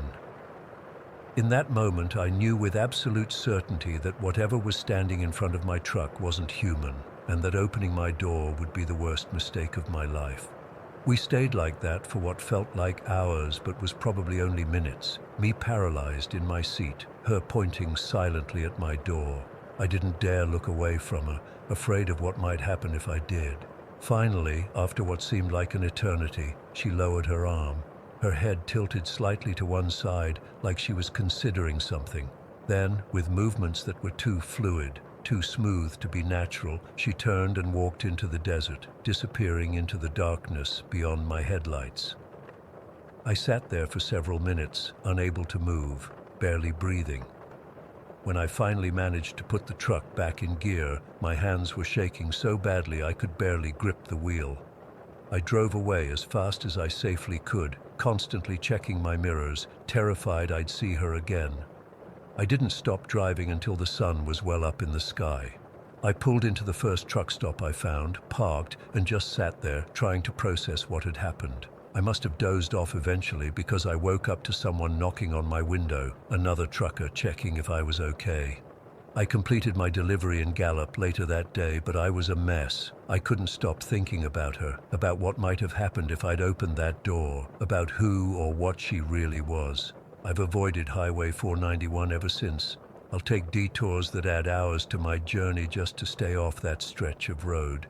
I've lost jobs because of it, but I don't care. Nothing could make me drive Devil's Highway at night again. Sometimes I wonder about that voice on the CB radio. Who was it? How did they know? I've tried asking other truckers who regularly drive that route if they've heard similar warnings or seen the woman, but most just laugh it off or tell me I was hallucinating from exhaustion. Maybe they're right. Maybe it was all in my head. But deep down, I know what I saw. And I know that whatever she was, she's still out there, waiting on that lonely stretch of highway for someone who isn't warned in time, someone who stops and lets her in. If you're ever driving Highway 491 through New Mexico at night and see a woman in an old-fashioned dress standing by the roadside, don't stop, don't look back, and whatever you do, don't let her in. Story 8. I've been driving trucks for 23 years now. I know every major highway, back road, and shortcut worth taking from coast to coast. I've seen a lot of weird shit on the road. Accidents, drunk drivers, animals you wouldn't believe. But what happened to me 3 nights ago on Route 66 still has me shaking. I haven't slept properly since. I keep seeing those lights in my dreams. It was around midnight on October 28th. I was hauling a trailer full of electronics from Chicago to Los Angeles, expensive stuff that needed to get there on time. I'd been pushing hard all day, trying to make up time after getting stuck in construction outside of St. Louis. My dispatcher was breathing down my neck about the delivery deadline, so I decided to power through the night rather than stopping at a rest area like I normally would. That stretch of Route 66 in western Oklahoma is about as lonely as it gets after dark. The towns are few and far between, and most of them are just a gas station and a couple houses at this point. The old route isn't what it used to be. The moon was just a sliver that night, and there were no streetlights. Just my headlights cutting through the darkness and the occasional reflector post marking the edge of the road. I had the radio on to keep me company, some late-night talk. Show about conspiracy theories. I wasn't really listening, just using it as background noise to stay awake. My thermos of coffee had gone cold hours ago, but I kept sipping it anyway. I remember checking my GPS, still about 9 hours to Los Angeles if I kept my pace. Then the radio started acting up. At first, it was just a bit of static cutting in and out. Nothing unusual. Radio signals get spotty in remote areas. But then it got worse, until there was nothing but white noise hissing through my speakers. I tried changing stations, but every frequency was the same wall of static. I turned it off and decided to just drive in silence for a while. That's when I noticed the headlights in my rearview mirror. At first, I didn't think much of it. Another night driver, probably. But as I watched, the lights got brighter, way too bright, like painfully bright. They were coming up fast. Too fast for a car or even a normal truck on that winding road. And they were high up, definitely another semi. I checked my speedometer. I was already doing 70 in a 65 zone. This guy was doing at least 90, which is just insane for a fully loaded 18-wheeler. The lights kept getting closer until they were right on my ass, so bright that my entire cab was lit up like daytime. I couldn't see anything in my mirrors except those blinding white lights. "What the hell is this guy's problem?" I remember saying out loud. I tapped my brakes, hoping he'd back off a bit. He didn't. If anything, he got closer. There was a curve coming up, a bad one with a steep embankment on the right side. I knew I needed to slow down, but this maniac behind me showed no signs of backing off. I had to make a choice between risking a rollover on the curve or getting rear-ended by whatever lunatic was tailgating me. I hit the brakes hard and felt my trailer start to sway. The truck behind me suddenly swerved into the left lane and accelerated past me. As it did, I got my first real look at it. A massive, black semi with no markings or logos, just a spotless chrome grille that reflected my own headlights back at me. For a split second, I swear I saw my own terrified face in that mirror-like chrome. Then it was gone, roaring around the curve ahead of me and disappearing. My hands were shaking on the wheel. I pulled over onto the shoulder as soon as I could, hitting the hazard lights and just sitting there for a minute, trying to catch my breath. My heart was pounding so hard I could feel it in my throat. I took a few deep breaths and tried to make sense of what had just happened. Maybe it was just some hotshot driver with a death wish, or someone hauling illegal cargo who didn't want to get caught. But something about that truck felt wrong. The way it moved, how clean it was despite kicking up dust on that old road, the way the chrome seemed to glow in the darkness.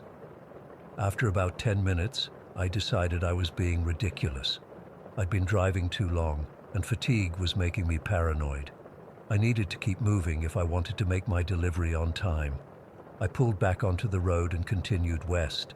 I tried the radio again, hoping to find some music to calm my nerves. At first, there was nothing but static, but then a voice broke through. A woman's voice, weak and frightened. "Please, can anyone hear me? I need help. He's coming." I immediately turned up the volume, thinking it might be a trucker's wife on a CB channel somehow bleeding into my radio. "Hello? Where are you? Do you need help?" I said, even though I knew she couldn't hear me through a regular radio. The voice came again, clearer this time. "He's coming back. Please, God, someone help me. He's coming." Then the static took over again, and her voice was gone. I felt cold sweat breaking out on my forehead. Something was very wrong here. I reached for my phone to call 911, but there was no service, not even a single bar. That's when I saw them again. Headlights in the distance, but this time coming toward me from the opposite direction. The same unnaturally bright lights that had been behind me earlier. I slowed down, pulling as far to the right as I could without going off the road. The lights grew brighter and brighter, and I realized the truck was in my lane, coming straight at me. I laid on the horn and swerved hard to the right, my tires hitting the gravel on the shoulder. The black truck missed me by inches, the wind from its passing rocking my whole rig. But it didn't continue down the road behind me. When I looked in my mirrors, there was nothing there, no taillights disappearing into the distance. It had vanished. My hands were trembling so badly I could barely hold the wheel. I pulled over again, this time killing the engine. I needed to get myself together. Maybe I was hallucinating from exhaustion. Maybe I should find a place to park and sleep for a few hours. I was about to start the engine again when I saw something in the road ahead. A figure standing in the middle of my lane about 50 yards away.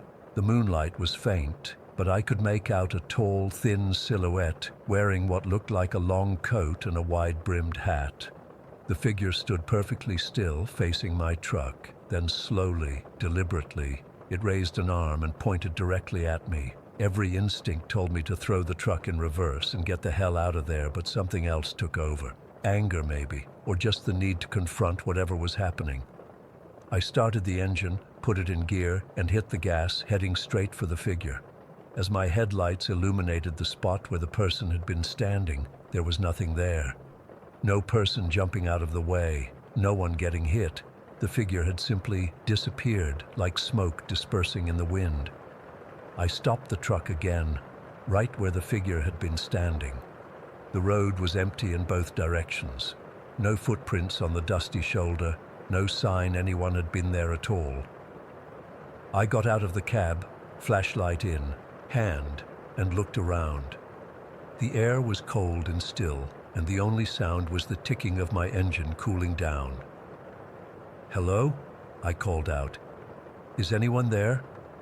Nothing, just the empty night and the distant howl of a coyote.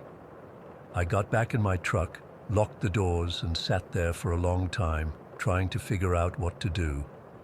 I couldn't call anyone. I couldn't just abandon my rig and cargo in the middle of nowhere. I had to keep going.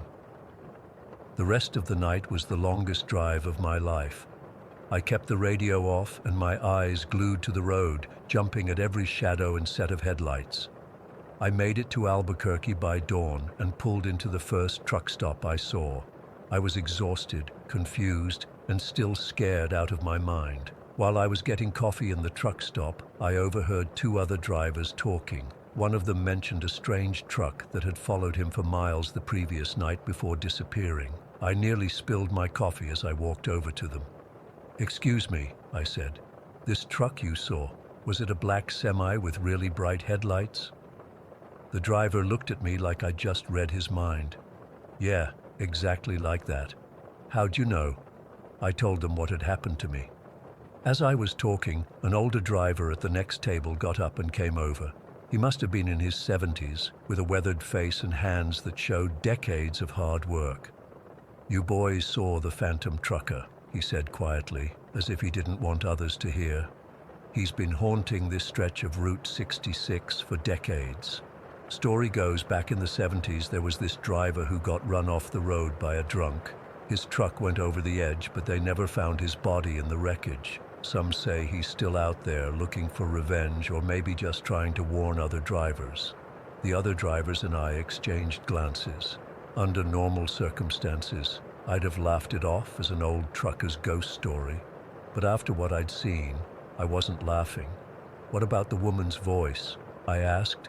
"I heard someone on the radio asking for help." The old man's face went grim. "That would be the phantom's victim. According to the legend, he doesn't drive alone. He's always got a passenger, someone he's taken. And he'll keep taking more." I finished my delivery in LA yesterday, but I haven't started back east yet. I called my dispatcher and told him I needed a few days off. I can't face that road again, at least not right now. I keep seeing those headlights in my dreams, getting closer and brighter until they swallow everything. The thing that scares me most isn't what I saw or heard that night. It's the certainty I feel that it's not over. That black truck is still out there on Route 66, waiting in the darkness. And someday, whether it's next week or next year, I'll look in my mirror and see those lights coming for me again. Story 9. I still don't know how to explain what happened to us that night. I've spent the last 3 weeks trying to make sense of it, but I can't. I'm hoping writing this down might help me process it, or maybe someone out there has experienced something similar and can tell me I'm not losing my mind. My sister Sophie and I were taking a road trip through the Cascade Mountains about a month ago. It was supposed to be a fun weekend getaway. Sophie had just finished her first year of college, and I wanted to do something nice for her before I moved across the country for my new job. We'd planned to stay at this cute lodge about 4 hours from our hometown. Nothing too fancy, but with good hiking trails and a nice view. The drive started out perfect. Clear skies, not much traffic, good playlist going. Sophie was excited about finally being done with finals, and I was just happy to see her relaxed after all the stress. We were about 3 hours in when things started going wrong. First, my phone lost signal. Not too unusual in the mountains, but then the GPS started glitching. The screen kept freezing, then showing us on completely different roads than we were actually on. Sophie tried using her phone too, but hers was even worse, kept shutting down completely. Maybe we should turn back, Sophie suggested, but I was stubborn. The main highway couldn't be that hard to follow, I thought. Stupid decision. About an hour later, the sky started getting dark. Not just sunset dark, but this weird gray-purple color that made everything look washed out. Clouds rolled in fast, and a light fog started forming in patches along the road. That's when I realized we hadn't seen another car for at least 45 minutes. "Jason, where are we?" Sophie asked, and I could hear the worry in her voice. I didn't have an answer. The road had narrowed without me even noticing, and the trees on either side seemed closer, taller, blocking what little light was left. "I'm not sure," I admitted, "but we'll find somewhere to stop and figure it out."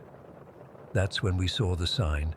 It was old, the paint peeling, but still readable. Hollow Creek, 2 miles. I remember feeling this wave of relief.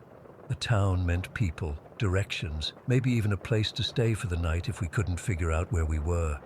"Thank God," Sophie said, leaning forward in her seat. I was starting to get seriously creeped out. If only we'd known. The fog got thicker as we approached the town, settling in patchy waves that made it hard to see more than 20 feet ahead. When the first buildings came into view, something felt immediately wrong. There were streetlights, but they flickered unevenly, some completely dark. The buildings looked old. Not historic charming old, but abandoned old. Crumbling brick facades, boarded windows, faded signs. "Is this place even inhabited?" Sophie whispered, like someone might hear her.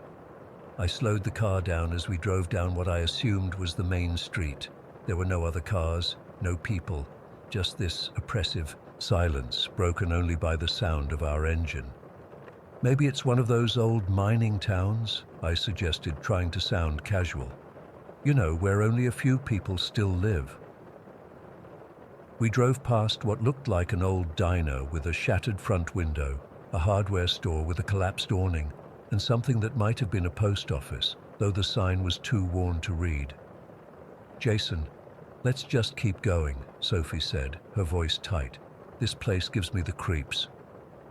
I was about to agree when I spotted a gas station up ahead. The light was on inside, the only building that seemed to have electricity. Plus, our tank was getting low. The GPS mess had taken us way off course, and I had no idea how far we'd have to go to find another town. "Let's just check if anyone's there," I said. "We need gas anyway." I pulled up to the pump, but there was no card reader, just an ancient-looking pump with an analog display. The small convenience store attached to it had a dim light inside. The whole place looked like it hadn't been updated since the 70s. "Wait here," I told Sophie. "I'll go see if someone's inside."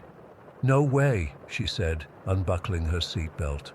"I'm not sitting out here alone." The door to the convenience store made a tinny bell sound when we pushed it open. Inside, it was weirdly empty, just a few dusty shelves with some canned goods and basic supplies. The fluorescent light overhead buzzed and flickered, casting these weird shadows across the floor. "Hello," I called out. No answer. The counter at the back had an old cash register, but no one was there. That's when Sophie grabbed my arm and pointed to a piece of paper taped to the counter. It was a handwritten note, the ink slightly smudged. "Don't stay after dark. If you hear them, don't answer. Leave before the moon is full." "What the hell does that mean?" I whispered, feeling this cold sensation creeping up my spine. "Jason, I really don't like this," Sophie said, her fingers digging into my arm. "Let's just go." I was about to agree when we heard it. This soft, almost inaudible sound coming from outside, like whispers, multiple voices, too quiet to make out words, but definitely there. Sophie's face went pale. "Is someone out there?" I called, louder than necessary. The whispers stopped immediately, complete silence. Then they started again, closer this time, like they were right outside the door. "We need to go," Sophie hissed. "Now!"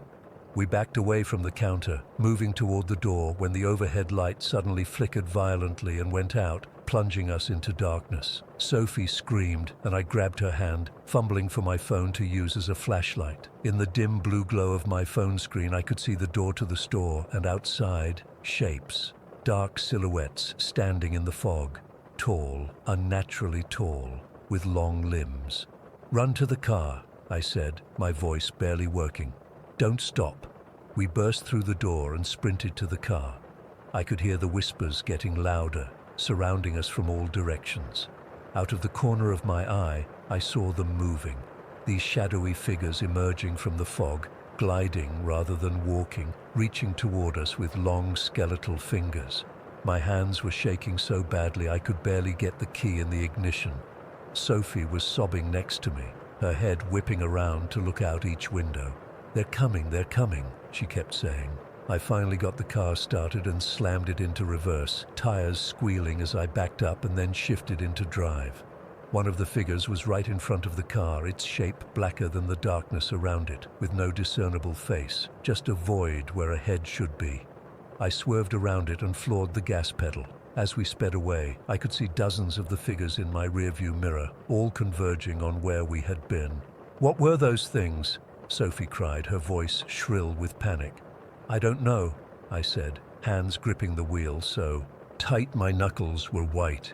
"But we're getting the hell out of here."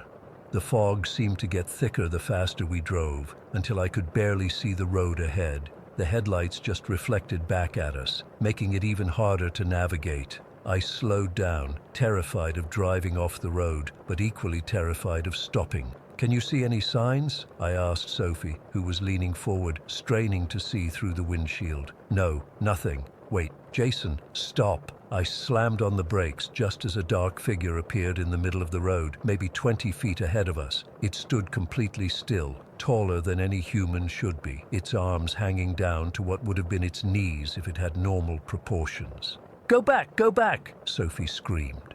I threw the car into reverse, but as I looked in the rearview mirror, my blood turned to ice. More figures were behind us, emerging from the fog on both sides of the road, moving with that same unnatural gliding motion toward our car. "They're surrounding us," I whispered, shifting back into drive, but not moving. I couldn't go forward, couldn't go back. The whispers started again, louder now, coming from all directions at once. Still unintelligible, but somehow I could feel malice in them, hunger. The shadowy figures closed in, forming a circle around our car. Sophie was hyperventilating beside me, her breath coming in short, sharp gasps. I reached for her hand, squeezing it tight, as if that could somehow protect her. The nearest figure moved right up to my window, so close I could have touched it if the glass wasn't there. There was something about it that made my eyes hurt to look at directly, like it wasn't fully in our reality. The whispers grew deafening, a cacophony of hissing voices that seemed to be inside my head rather than outside. And then suddenly, one whisper rose above the rest, clear and distinct. "You shouldn't have stayed." That's the last thing I remember clearly. The next thing I knew, we were driving on the highway, both of us silent, the morning sun streaming through the windows. Our phones were working again, the GPS showing us just an hour away from home.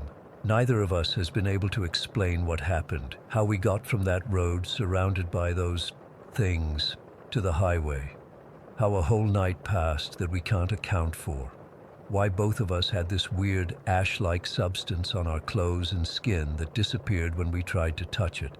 We've looked up Hollow Creek online. There's no record of it. No ghost town by that name in the area we were traveling. The map shows nothing but forest where we think we ended up. I keep having the same nightmare, those whispers, those tall shadows closing in. And sometimes, when it's quiet at night, I swear I can still hear them. Like they followed us home somehow. Like they're waiting. I don't know what happened to us that night. I don't know what those things were. But I know we experienced something impossible, something that shouldn't exist in our world, and I can't shake the feeling that it's not over. Story 10. I still get goosebumps thinking about what happened that Friday night 3 months ago. My family had just moved into this gorgeous Victorian house in Oak Ridge about 2 weeks earlier. It was exactly what my mom had always dreamed of. 3 stories with these beautiful hardwood floors that creak when you walk on them, bay windows, and this amazing wraparound porch. But now I can't look at it the same way. I'm 18, and that was the first night I'd been left completely alone in our new house. My parents had been planning their date night all week, dinner at that new Italian place downtown and then a movie. My little brother Tommy was sleeping over at his friend's house. I was actually excited to have the place to myself for once. The evening started out perfectly normal. After my parents left around 6, I made myself some microwave mac and cheese, I know, super gourmet, and settled onto the couch to watch this horror movie I'd been wanting to see. Kind of ironic now looking back at it. Around 8:30, I started hearing this weird thumping sound coming from upstairs. At first, I just ignored it. We'd only been in the house for a couple weeks, and everyone kept telling us that old houses make all sorts of noises as they settle. The realtor had mentioned it like 5 times during the walkthrough, so I figured it was just that. But the sound didn't stop. It was rhythmic, like thump, thump, thump. Not super loud, but consistent enough that I couldn't focus on my movie anymore. It seemed to be coming from my parents' bedroom, which was directly above the living room. I paused the movie and sat there for a minute, just listening. The thumps continued, slow and steady. I turned the volume up on the TV to drown it out, but it was like once I'd noticed the sound, I couldn't unhear it. After about 15 minutes, I finally got annoyed enough to go check it out. Our house has these really steep stairs that curve at the top, and I remember the whole way up, I kept telling myself it was probably just a branch hitting the window or something completely explainable, but there was this feeling in my stomach, this heaviness that something wasn't right. The upstairs hallway was dark. I hadn't bothered turning on any lights up there before I came downstairs earlier. I flipped the switch and made my way to my parents' bedroom. The door was closed, which was weird because we usually kept all the doors open to help air circulate through the house. I stood outside their door for a second, just listening. The thumping was definitely coming from in there. It wasn't super aggressive, more like a dull, steady rhythm. I pushed the door open slowly. The bedroom looked normal at first glance. Their bed was made, everything seemed in place.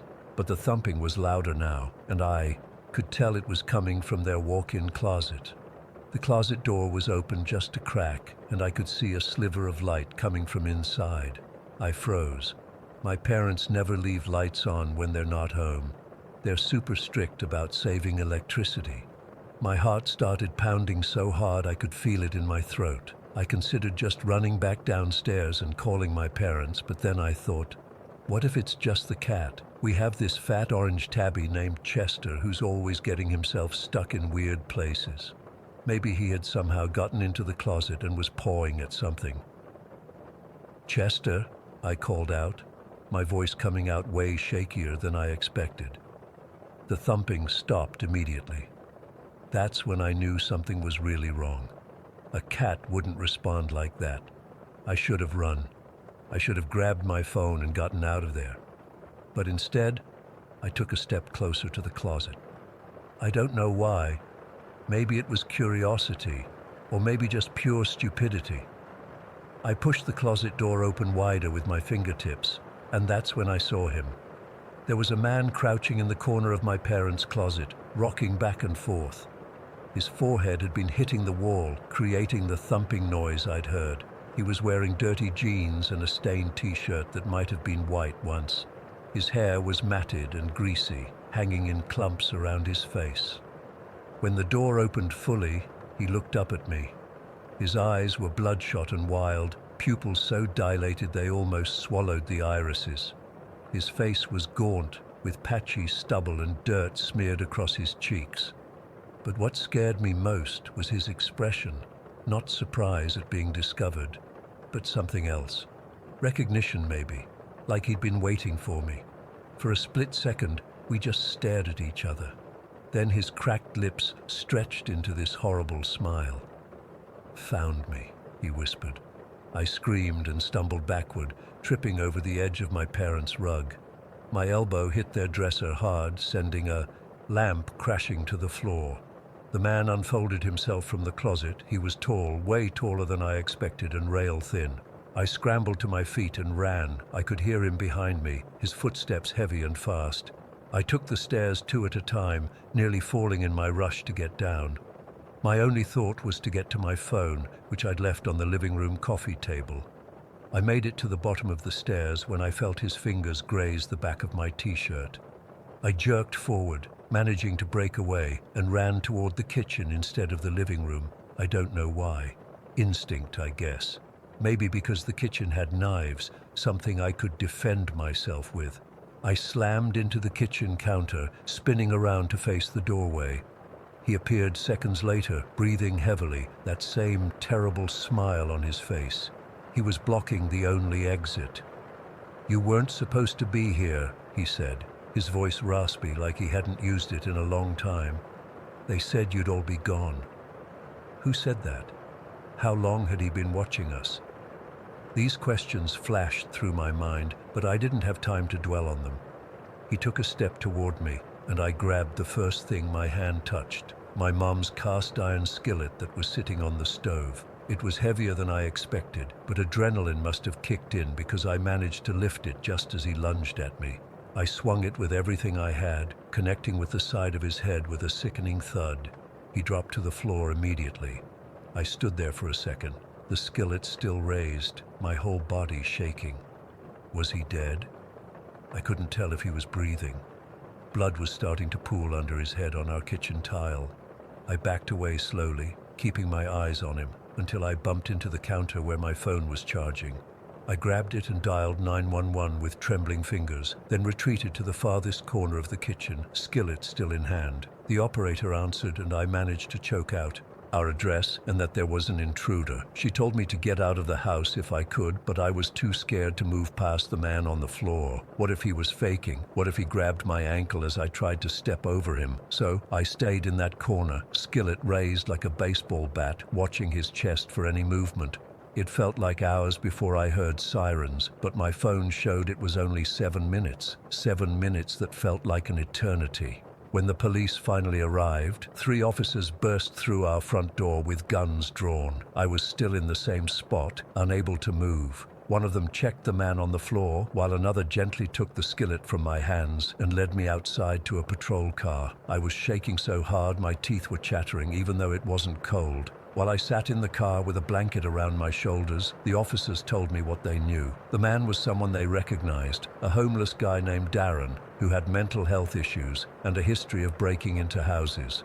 Apparently, he'd been arrested multiple times for similar incidents. They said he'd sometimes live in people's homes without them knowing, staying in attics or closets during the day and coming out at night to eat their food and use their things. That's when it hit me. The odd things that had been happening since we moved in that we'd brushed off as normal, new house stuff. Food missing from the pantry that no one remembered eating. The bathroom sink being wet in the morning when no one had used it. My missing hairbrush that I thought I'd accidentally packed in a box somewhere.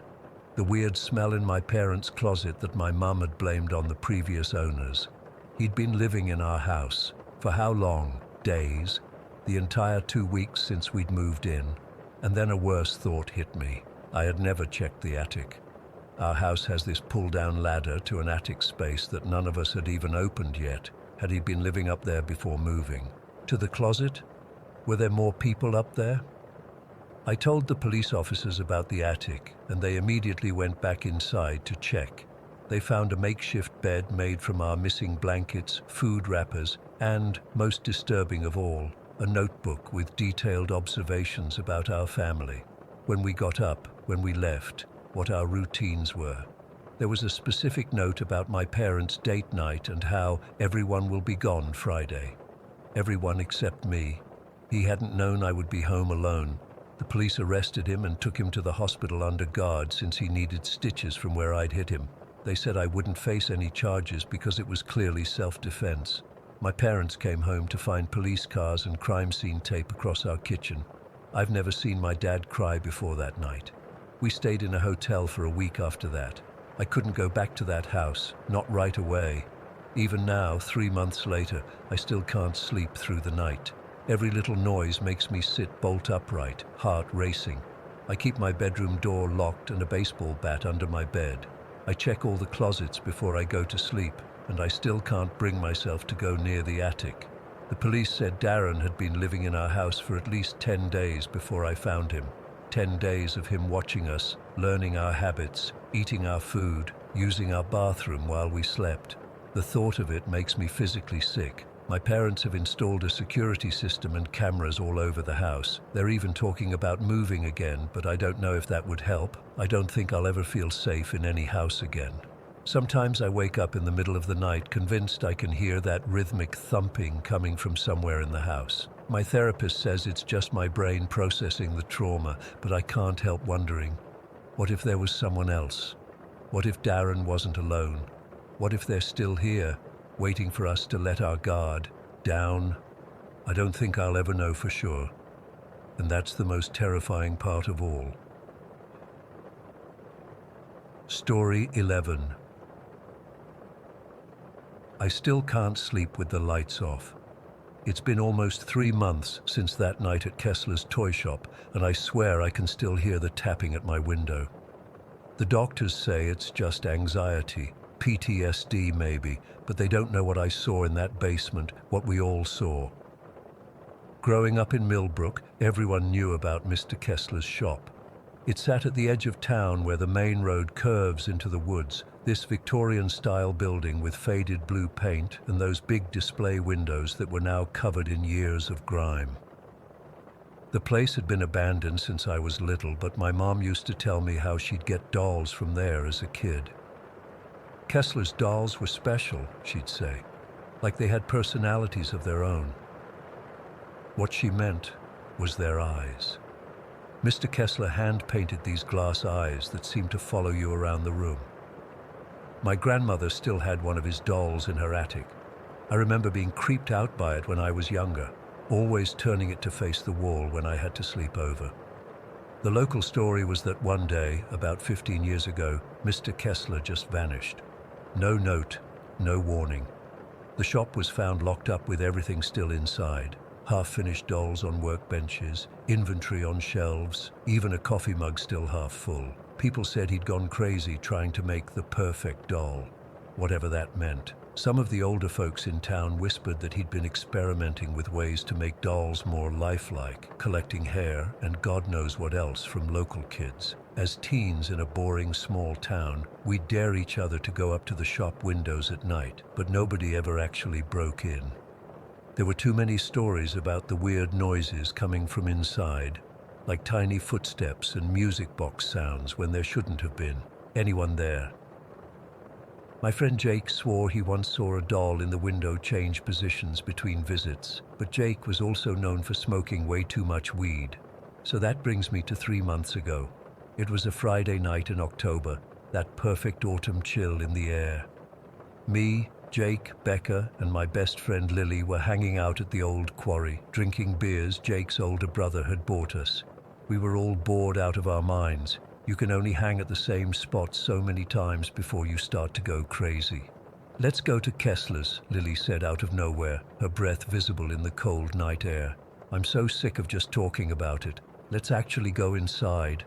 I remember laughing. "Yeah, right. That place has been locked up forever."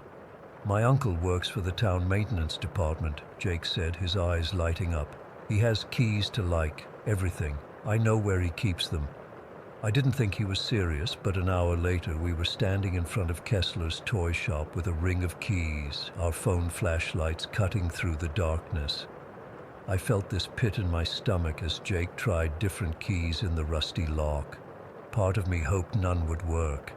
But then there was a click. The door groaned open, and this wave of stale, musty air hit us. It smelled like old fabric, dust, and something else I couldn't place. Something sweet but unpleasant, like perfume that had gone bad.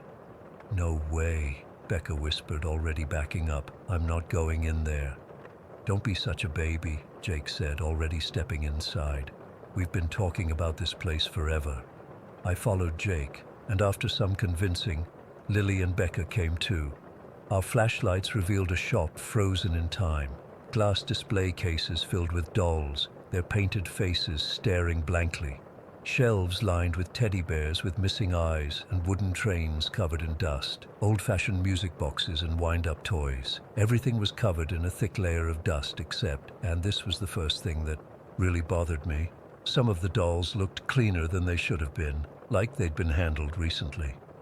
"Check these out," Jake said, shining his light on a row of porcelain dolls in Victorian dresses. Their glass eyes reflected our flashlights, creating this illusion that they were blinking. "They're so realistic," Becca said, leaning closer to one with blonde ringlets. "It's like they're watching us." "That was Kessler's thing," I explained, remembering what my mom had told me. "The eyes. He made them all by hand." We moved deeper into the shop, past old cash registers and display cases. That's when Lily spotted the door behind the counter. "Where do you think that goes?" she asked, already heading toward it. "Probably just storage," I said, but even as the words left my mouth, I felt uneasy. The door wasn't locked. It opened to reveal a narrow staircase leading down into darkness. A basement. "No way," Becca said immediately. "Haven't you guys seen any horror movies? We don't go into the creepy basement." "I'm checking it out," Lily said, already shining her light down the stairs. "This is where he probably made the dolls, his workshop." "I'll come with you," I offered, not wanting her to go alone, though honestly I was terrified. "You guys go ahead," Jake said, suddenly interested in a display of antique toy soldiers. "I'll keep Becca company up here." Coward. The staircase creaked under our weight. Each step down, the air got colder, and that sweet but wrong smell got stronger. At the bottom was another door, slightly ajar.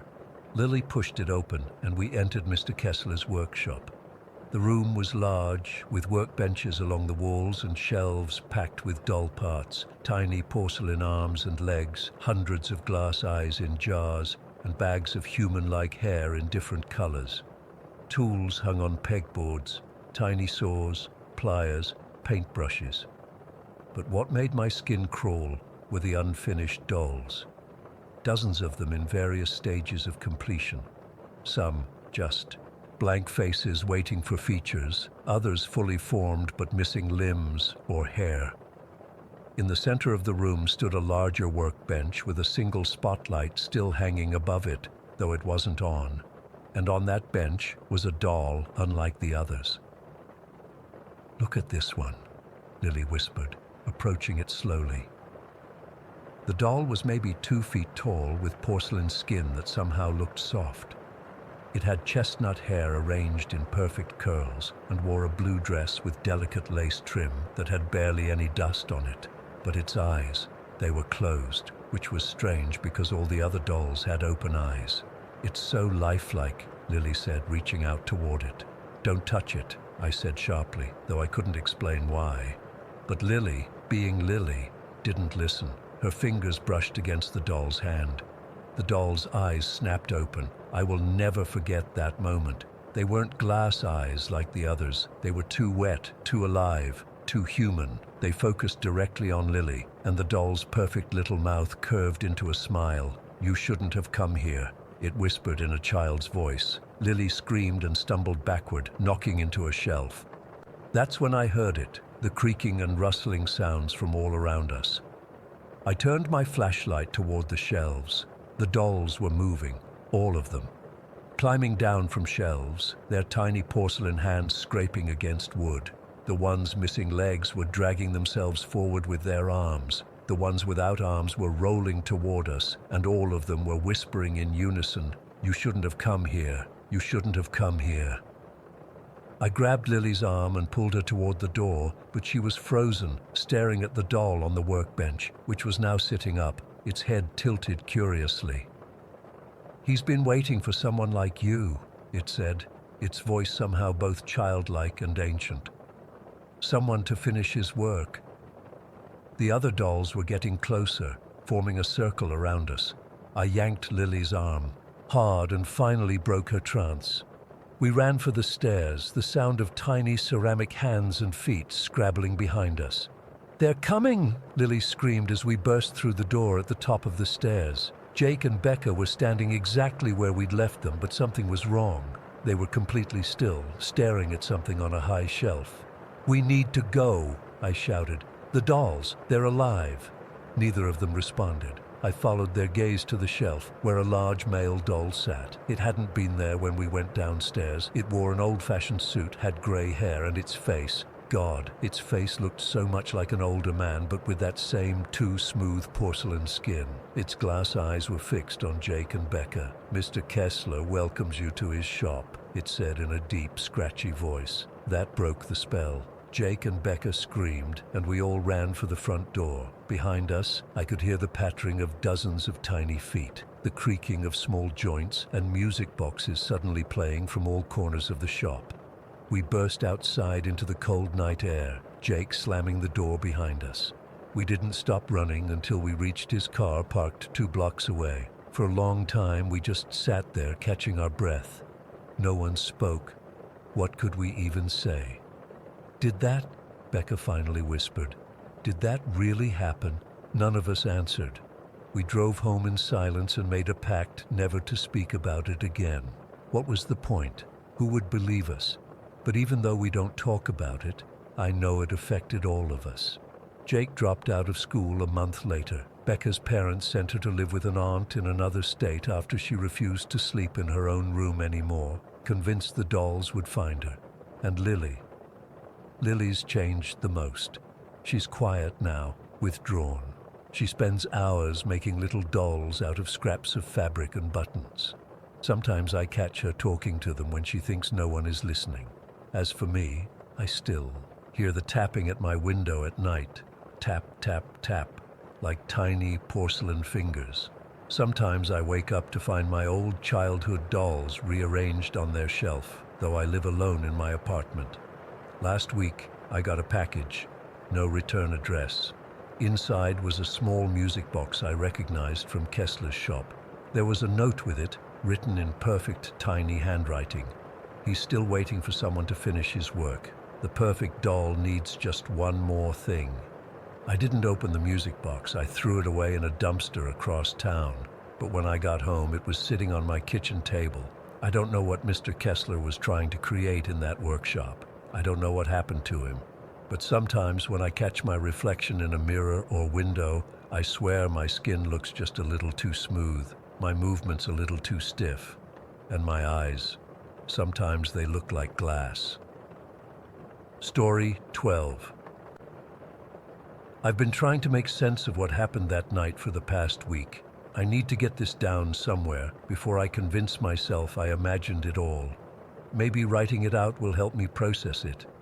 Maybe someone out there has experienced something similar and can tell me I'm not losing my mind. I've been a police officer in Brooksville for almost 10 years now. Always worked the night shift, which suits me fine. I'm not much of a people person, and nights are typically quiet in our small town. Most calls are just noise complaints, drunk drivers or teenagers messing around. I like the solitude, driving through the empty streets, checking on businesses. My colleagues joke that I'm basically a glorified security guard, but I don't mind. Last Tuesday night, October 17th, started like any other. I was halfway through my shift, around 1 in the morning, when dispatch called about a disturbance at the old Milligan house. My stomach immediately knotted up. Anyone who's lived in Brooksville knows about the Milligan place. It's this decrepit Victorian house at the edge of town where it meets the forest. 20 years ago, the entire Milligan family, mother, father, 3 kids, vanished without a trace. No signs of struggle, no packed bags, nothing. Their dinner was still on the table when police arrived. Their cars were in the garage. They just disappeared. Even before that, the place had a bad reputation. People talked about strange lights, weird noises, bizarre rituals. After the disappearance, the rumors got worse. The property's been abandoned ever since. No one wanted to buy it, and honestly, I don't blame them. When I got the call, I tried to get more information. "What kind of disturbance?" I asked. "Neighbor reported lights moving inside and some kind of chanting," dispatch replied. "Probably just kids messing around, but we should check it out." I drove there slowly, not exactly eager to visit the place. It was a cold night with this weird mist hanging low over the road. The Milligan house sits about half a mile back from the main road down this overgrown gravel driveway. As I turned in, my headlights caught the rusty, crooked mailbox with Milligan barely visible anymore. The trees lining the driveway seemed to lean inward, creating this tunnel effect that made me feel like I was being swallowed. The patrol car's headlights barely cut through the darkness. When the house finally came into view, I just sat there for a minute, engine idling. It looked exactly like you'd expect a haunted house to look. 3 stories of Victorian architecture falling apart, with peeling paint, broken windows, and a sagging roof. Vines had practically consumed the left side. The porch was rotting away. In the darkness, it seemed to almost breathe. I radioed in my arrival, but got only static in response. Nothing unusual, reception's spotty out here. I figured I'd do a quick check and get out, probably just kids playing ghost hunters like dispatch said. I grabbed my flashlight and approached the front door. The wooden steps creaked under my weight, and the whole porch seemed to shift slightly. The front door was slightly ajar, which immediately set off alarm bells in my head. Last I knew, this place was supposed to be boarded up. "Police officer," I called out, pushing the door open with my foot. "Anyone in here?" The smell hit me first. Musty, stale air mixed with something sweeter, like incense. My flashlight beam revealed a dusty foyer with peeling wallpaper and a grand staircase. Debris was scattered across the floor, old newspapers, fallen plaster, broken furniture. But something else caught my eye. Footprints in the dust, recent ones, heading toward the stairs. That's when I heard it, a faint whispering coming from upstairs. It wasn't quite loud enough to make out words, just this continuous rhythmic murmuring. "This is the police," I called out again, louder this time. "I need whoever's up there to come down now." The whispering continued, uninterrupted. I should have waited for backup. I should have just walked out and called it in. But 10 years of quiet nights had made me complacent. I started up the stairs, wincing at every creak. The whispering grew louder as I reached the second floor. I followed the sound down a long hallway lined with closed doors. The beam of my flashlight danced across the walls, revealing faded family photos still hanging crookedly. The Milligans smiled back at me from happier times. The whispering led me to the last door on the right, which was partially open. I pushed it slowly with my hand, my other hand resting on my holstered gun. Inside was what must have been a child's bedroom once. Faded butterfly wallpaper was peeling off in sheets. A small bed frame stood against one wall, its mattress long gone. In the center of the room was a circle of lit candles, maybe 7 or 8 of them, arranged around what looked like an old tape recorder. The recorder was the source of the whispering. I Approached cautiously, my mind racing with possibilities. Teenagers performing some kind of ritual? Squatters. The tape recorder looked ancient, one of those old cassette models from the 80s or 90s. It was just sitting there on the floor, spooling away, emitting those whispered words that I still couldn't quite understand. I knelt down and pressed the stop button.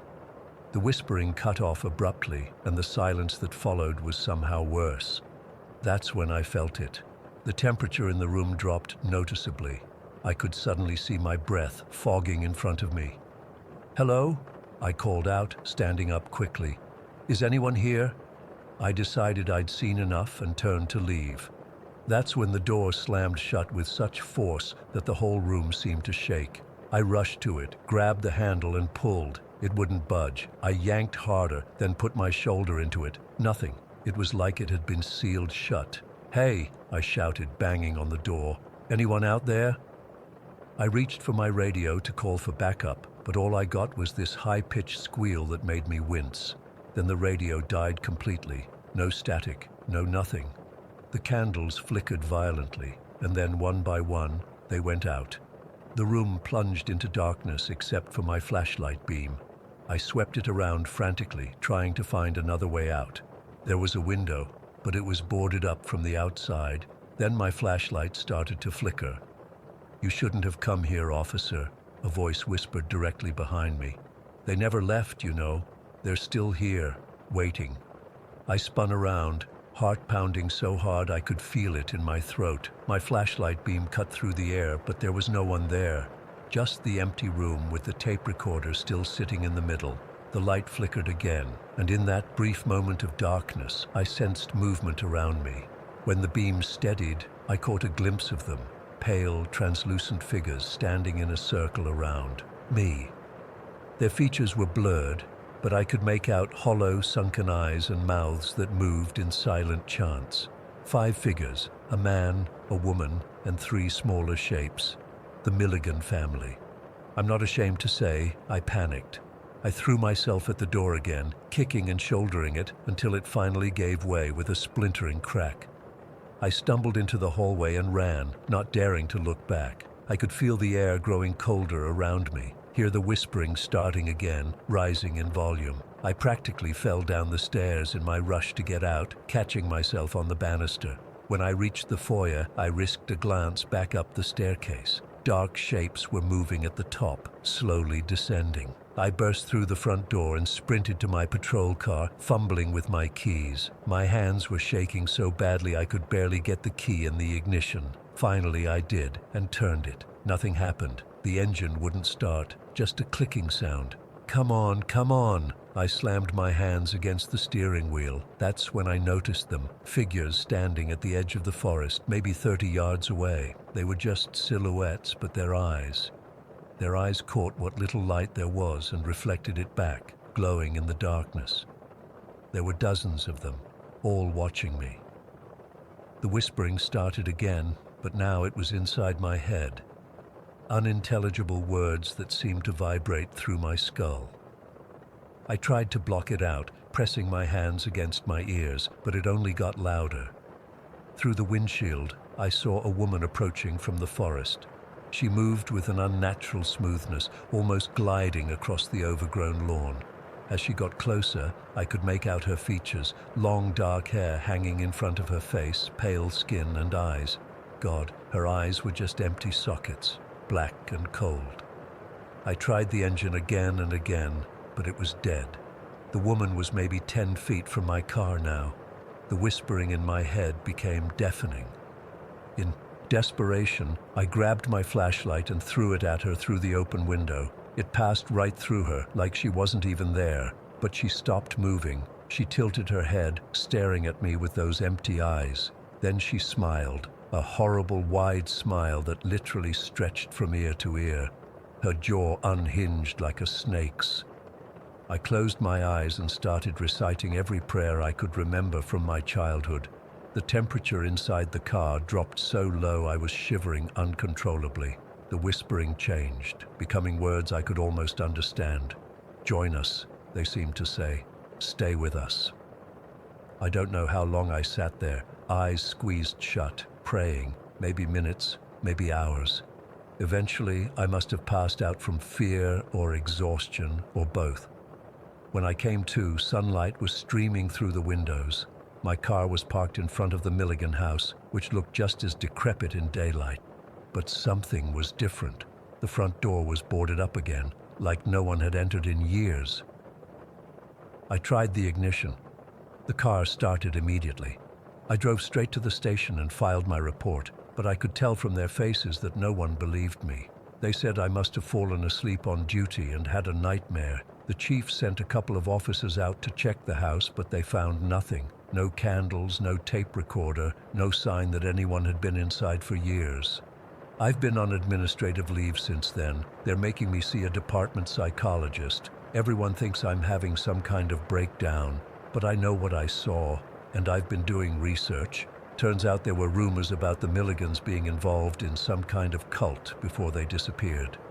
People in town talked about strange gatherings in the woods, rituals involving communing with the dead. Last night, I tried to play the local radio station, but all I got was static. And underneath it, I swear I could hear that same whispering. And sometimes, when I close my eyes, I see that woman's face with her impossible smile. I don't know what happened in that house. I don't know if the Milligans found something in those woods that they shouldn't have, or if something found them. But I know they're still there somehow. And I think they're watching me. Story 13. I still have to remind myself that I'm safe now. I'm Diana, 32, and I'm writing this as a warning to other solo travelers, especially women. This happened 4 months ago, and I haven't been able to talk about it until now. I'm still looking over my shoulder constantly. I was doing a solo van trip through Vermont's Green Mountains with my cat Miley. She's this chunky little tabby who's surprisingly good with travel. She actually loves riding in the van and watching the world go by from her little window perch. We'd been on the road for about 2 weeks, and everything had been perfect until that day. It was late May, warm enough during the day but still cool at night. I'd found this secluded spot off an old dirt road. Nothing special, just a small clearing that seemed perfect for overnight parking. No official campground, but in that area it's pretty common for travelers to find little pull-offs like that. I'd parked my van. It's a converted 2008 Sprinter. Nothing fancy, but I've put a lot of work into making it home and set up my little folding chair outside to enjoy the afternoon sun. Miley was exploring around the van on her harness, which she tolerates but doesn't exactly love. I remember checking my phone and seeing I had barely any service, just one flickering bar. Again, pretty normal for the mountains. I wasn't worried because I was planning to head into the nearest town the next morning anyway to resupply. I was sitting there around 4 in the afternoon, drinking tea from my thermos, when I noticed a pickup truck coming down the dirt road. It was moving slowly, which immediately caught my attention because most vehicles just pass through quickly. As it got closer, I could see 3 men inside, and they were all staring at me, not like a casual glance you give when you pass someone. This was different. They were really looking at me, studying me. The driver even slowed down more as they passed my sight. Something about their faces made my stomach drop. I can't explain it exactly, but there was this predatory look, like they were assessing me. The truck was dark blue, older model, with mud caked on the wheel wells. I instinctively pulled Miley closer to me. The truck continued down the road and disappeared around a bend, but something in my gut was screaming at me that something was wrong. I've traveled alone a lot, and I've learned to listen to that feeling. I didn't even question it. I just started grabbing essentials. My backpack with my wallet and phone, a water bottle, Miley's harness, which she was already wearing, and I scooped her up despite her protests. I didn't bother with the chair or anything else outside. I just locked the van and moved quickly into the woods on the opposite side of the road, about 30 feet in where I could still see my van but wasn't visible from the road. Part of me felt stupid, like I was overreacting to nothing, but I'd rather feel stupid than sorry. It couldn't have been more than 10 minutes before I heard an engine again. The same truck came back up the road, slower this time, and stopped right by my van. My heart was pounding so hard I was afraid they might hear it. Miley sensed my fear and went completely still in my arms, which was unusual for her. The three men got out. They were all wearing jeans and t-shirts, nothing particularly threatening in their appearance, but their behavior was terrifying. They circled my van, peering into the windows. One of them, a tall guy with a baseball cap, called out, "Hello, anyone home?" in this falsely friendly voice that made my skin crawl. When there was no answer, they became more aggressive. The shortest one, with a reddish beard, tried the door handles. Finding them locked, he cursed loudly. The third man, heavier set with a shaved head, went back to the truck and returned with something in his hand. I realized with horror it was a gun when I heard the shot and the sound of breaking glass. I had to clamp my hand over my mouth to keep from making any noise. Miley dug her claws into my arm, but I barely felt it. They had just shot out my window to get into my van. This wasn't a random harassment. They had come back specifically for me. I watched as they ransacked my van, throwing things out, clearly looking for me. The man with the beard said something I couldn't quite hear, and the one with the cap pointed toward the woods. Not where I was hiding, but in the opposite direction. They seemed to think I had gone hiking or something. The man with the gun said, loud enough for me to hear, "She can't have gone far. Let's check the trail."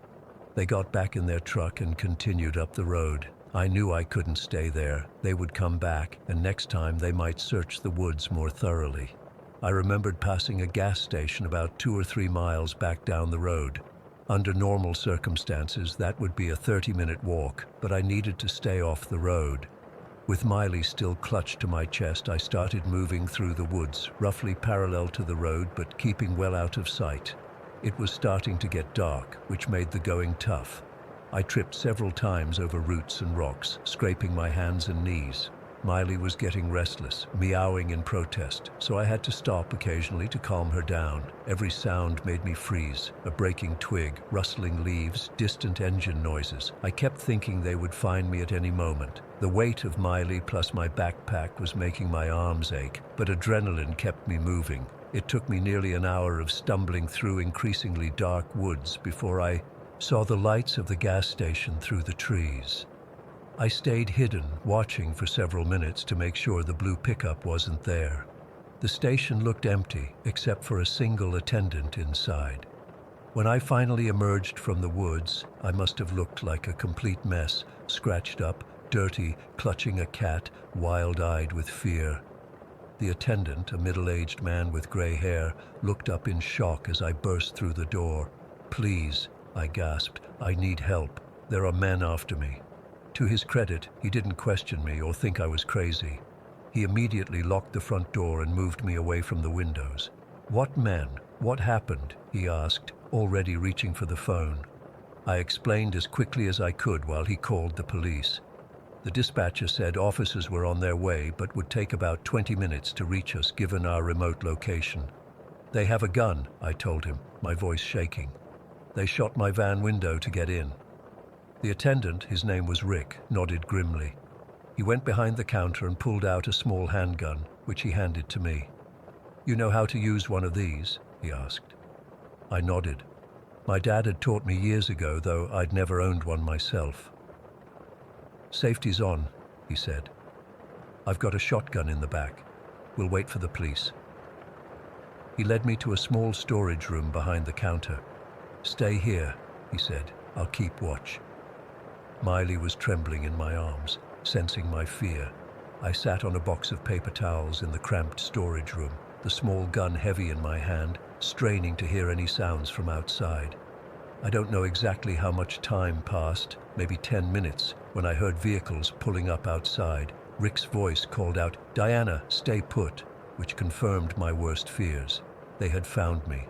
I could hear Rick at the counter. His voice was steady, authoritative. "We're closed. Police are on their way." A different voice answered, one I recognized from the woods. "Just need some gas, man. Open up." Like I said, "We're closed. Technical difficulties. There's another station about 15 miles down the highway." There was silence, then the sound of someone testing the locked door. "I told you we're closed," Rick said louder. And I should mention I'm armed and the police are already on their way. More silence. Then muffled voices outside, arguing. "We know she's in there," one of them finally called out. "The girl from the van. We just want to talk to her." Rick's response was immediate. "You shot out her window. That's not just talking. Now back away from the door before this gets worse for you." I was shaking so hard I had to set the gun down on a nearby box to avoid accidentally firing it. Miley had crawled under a shelf and was making small, frightened noises. The standoff seemed to last forever. I could hear them outside, occasionally calling out things, trying to get Rick to open up or me to come out. They claimed they were just worried about me, that they thought I was in trouble and needed help. The lies made me feel sick. Finally, I heard new sirens and the blessed sound of more vehicles arriving. There was shouting, commands being issued. Then a knock at the front door and a voice identifying themselves as Vermont State Police. Rick called out to me that it was safe to come out. When I emerged, clutching Miley, there were 2 police officers in the store. Through the windows I could see more officers outside, and the 3 men were being questioned next to their truck. I gave my statement, showing the officers the scratches on my arms and knees from my forest escape. They took pictures of everything, including Miley, who was still visibly distressed. One officer drove me back to my van while the others stayed with the men. The sight of my van was heartbreaking. The side window was shattered and my belongings were strewn everywhere. The officer helped me gather the essentials, then told me they were taking the men into custody on multiple charges, including discharge of a firearm, breaking and entering, and criminal threatening. I spent that night in a hotel under police protection. The officers told me the men had extensive criminal records, including assault and 1 charge of attempted kidnapping that had been dropped when the victim refused to testify. They believed the men had been trolling the back roads, looking for vulnerable targets, specifically women traveling alone. That was 4 months ago. I've since sold my van. Miley still has panic attacks when she hears loud noises, and I wake up most nights in a cold sweat. I'm seeing a therapist, which helps, but I don't think I'll ever travel alone again. I definitely won't be returning to the Appalachian region. The men are awaiting trial, and I'm dreading having to face them in court. But I will, because I need to make sure they can't do this to anyone else. If you take anything from my story, please let it be this: trust your instincts. If something feels wrong, it probably is. If I hadn't hidden when I did, I don't want to think about what might have happened to me. I owe my life to that gut feeling, and to Rick, who didn't hesitate to help a stranger covered in dirt with a stressed-out cat. Story 14. I still can't believe what happened to me 3 nights ago. I haven't been able to sleep since then. Every time I close my eyes, I see those headlights in my rearview mirror and that gas station. God, that gas station. I need to write this down while it's still fresh in my mind. Maybe someone here has experienced something similar on Route 74 in West Virginia.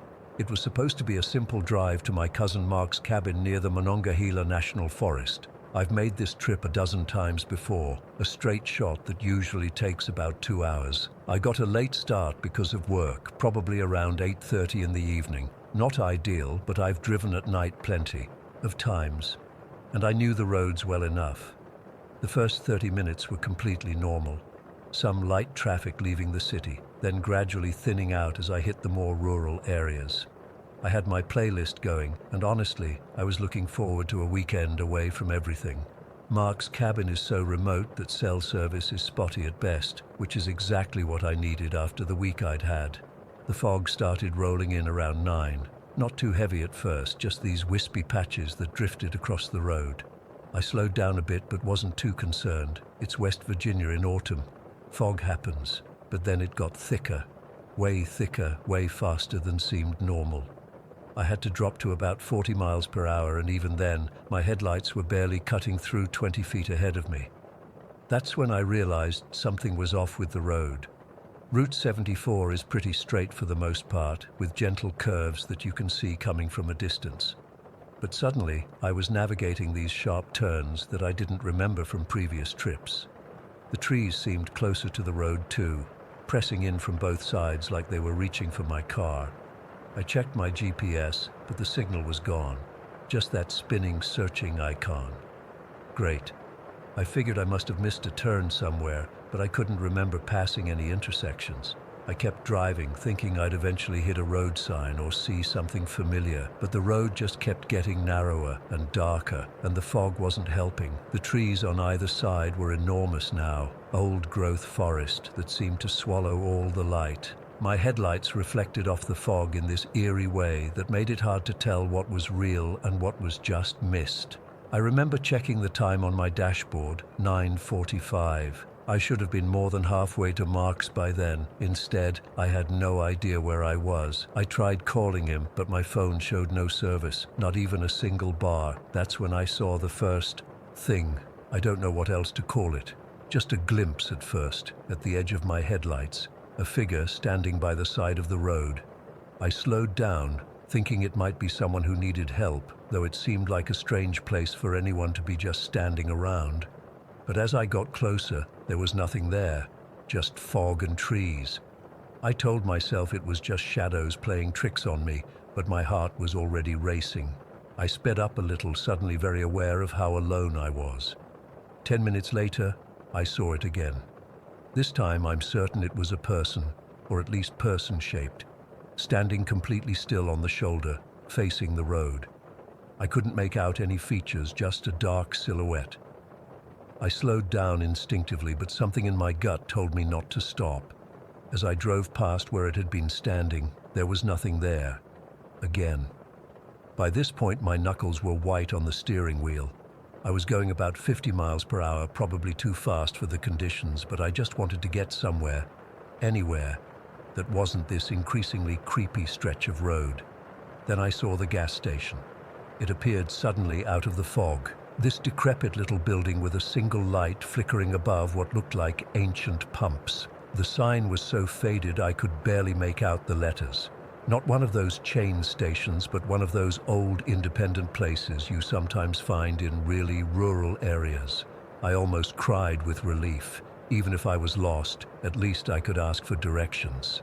I pulled in and parked by the pumps. The place looked deserted, but there was a dim light coming from inside the small convenience store. I sat in my car for a minute, just listening. No sounds except the ping of my cooling engine and the soft patter of mist on my windshield. When I got out, the air felt wrong. Cold, but not just temperature cold. It felt heavy, like it was pressing against my skin. And the smell, a mixture of old gasoline and something organic, like rotting vegetation. I looked around, but there were no other cars. No sounds of traffic from the road I'd just been on, even though I was only about 20 feet from it. I walked to the store entrance, and the door creaked when I pushed it open. Inside was even weirder than outside. The shelves were stocked, but sparsely, with products I didn't recognize or hadn't seen since I was a kid. Everything had a layer of dust on it. The refrigerator cases along the back wall were humming loudly, but when I glanced inside, they were mostly empty, except for a few ancient-looking bottles of soda. "Hello?" I called out. No answer. The fluorescent lights overhead buzzed and flickered. There was no one behind the counter, but there was one of those old service bells, the kind you tap for assistance. I hesitated, then pressed it. The ding seemed way too loud in the silent store. That's when I heard it, a shuffling sound coming from somewhere in the back, like something heavy being dragged across the floor. "Hello, I'm just looking for directions," I called out, my voice sounding thin and scared even to my own ears. The shuffling stopped. Then I saw a shadow move across the wall near the employees-only door behind the counter. It was tall, too tall for the ceiling somehow, and the proportions were all wrong. The arms were too long, the head too small or misshapen. I didn't wait to see more. I backed toward the entrance, my heart pounding so hard I could feel it in my throat. As I reached for the door, I swear I heard a voice whisper my name, my actual name, not loud, but clear enough that I knew I hadn't imagined it. I ran back to my car, fumbling with my keys, nearly dropping them in the gravel.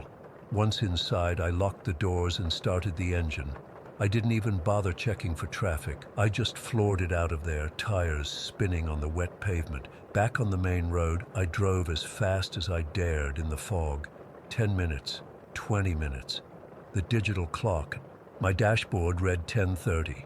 I should have been well away from that gas station, but when I checked my rearview mirror, I could still see its single light flickering in the distance. That's not possible, I thought. I'd been driving straight for at least 15 minutes. I pressed harder on the accelerator. Another 10 minutes of driving, and I started to feel a bit calmer. The fog was thinning slightly, and the road seemed to be widening back to what I remembered of Route 74. I even passed a road sign, though it was too weathered to read clearly. Then I saw it, the same damn road sign I'd passed earlier, the one that had led me to the gas station in the first place. Somehow, I'd looped back around, but that wasn't possible. I'd been driving straight the whole time. I pulled over, trying not to panic. I tried my phone again, still no signal. I checked my GPS, still searching. I looked at my gas gauge, half a tank, so at least that wasn't an immediate concern. I took a deep breath and started driving again, more slowly this time, looking carefully for any turnoffs I might have missed. But there were none. Just the endless road stretching ahead into the fog. That's when the headlights appeared in my rearview mirror. At first, I was relieved. Another car meant other people, maybe someone who knew the area and could help me get back to the main highway. I slowed down, hoping they'd pass me so I could flag them down, but they didn't pass. They stayed exactly the same distance behind me no matter how I adjusted my speed. When I slowed to 30, they slowed. When I sped up to 60, they matched me perfectly. And they were big headlights, set high off the ground like a truck or SUV, but with a strange bluish tint that I'd never seen before.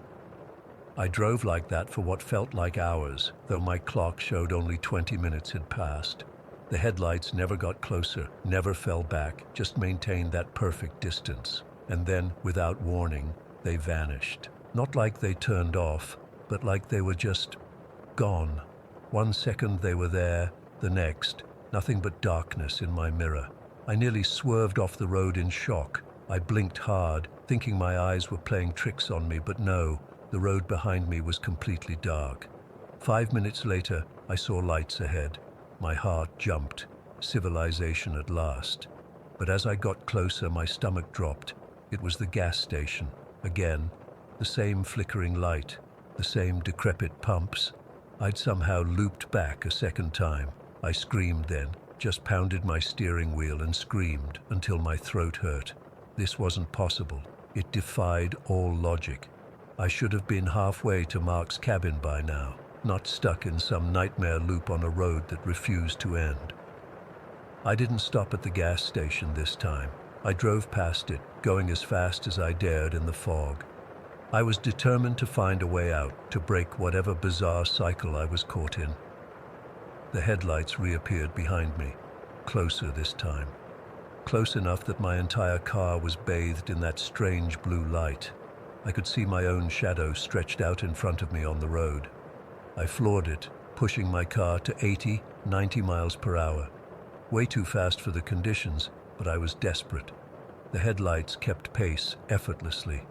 The fog was so thick now that I was essentially driving blind, guided only by the center line when it occasionally appeared in my headlights.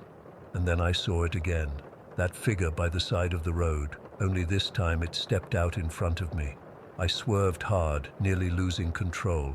My tires skidded on the wet pavement, and for a terrifying moment I thought I was going to crash. I managed to straighten out, heart hammering against my ribs. When I looked in my rearview mirror, the headlights were gone again, and ahead of me, through the windshield, I could see the flickering light of the gas station for the third time. I'm still shaking as I write this. 3 nights ago, I somehow escaped that loop. I don't remember how exactly. I just remember driving and driving, passing that gas station at least 5 more times, the headlights appearing and disappearing, that figure always just at the edge of my vision. And then suddenly I was back on the regular highway with normal traffic and road signs and my GPS working again.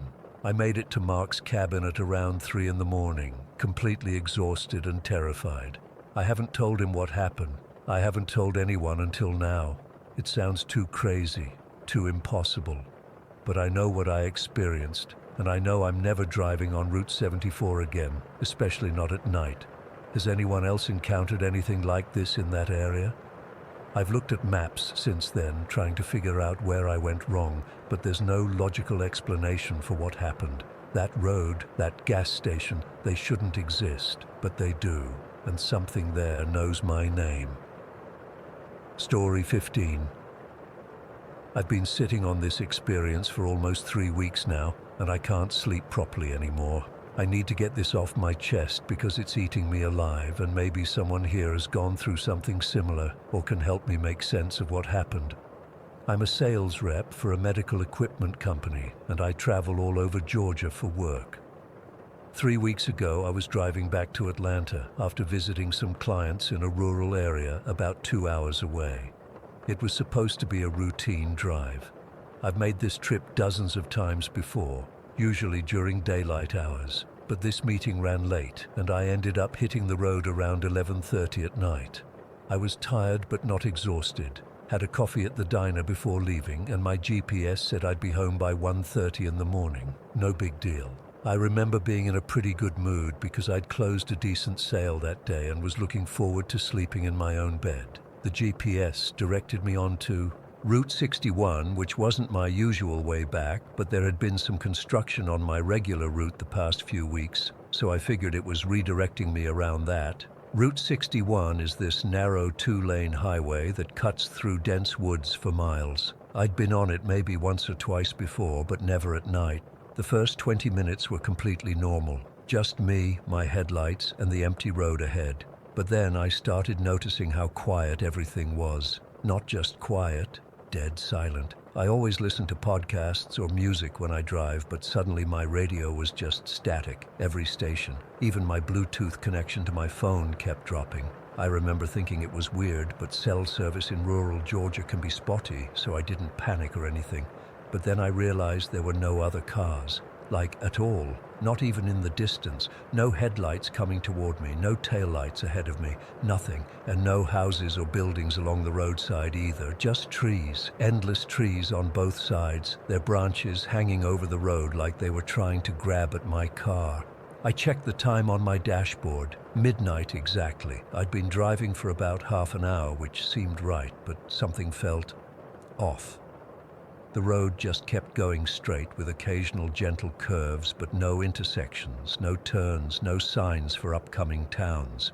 Just this never-ending stretch of asphalt cutting through the woods. That's when I saw him, the first hitchhiker. He was standing on the shoulder of the road, thumb out, wearing what looked like a dark jacket and jeans. Nothing particularly strange about that, except for how he was standing, completely motionless.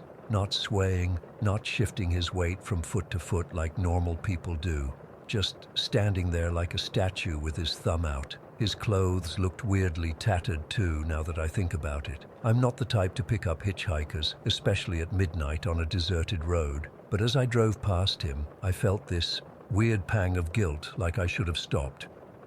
I remember looking in my rearview mirror to see if he was still standing there, and he was, in the exact same position, not even turning to watch my car go by. Just frozen, staring ahead, thumb out. I tried to shake off the uneasy feeling. Cranked up the heat in my car because suddenly I felt cold. Tried the radio again, still static. Checked my phone, no service. About 5 minutes later, I saw another hitchhiker on the opposite side of the road.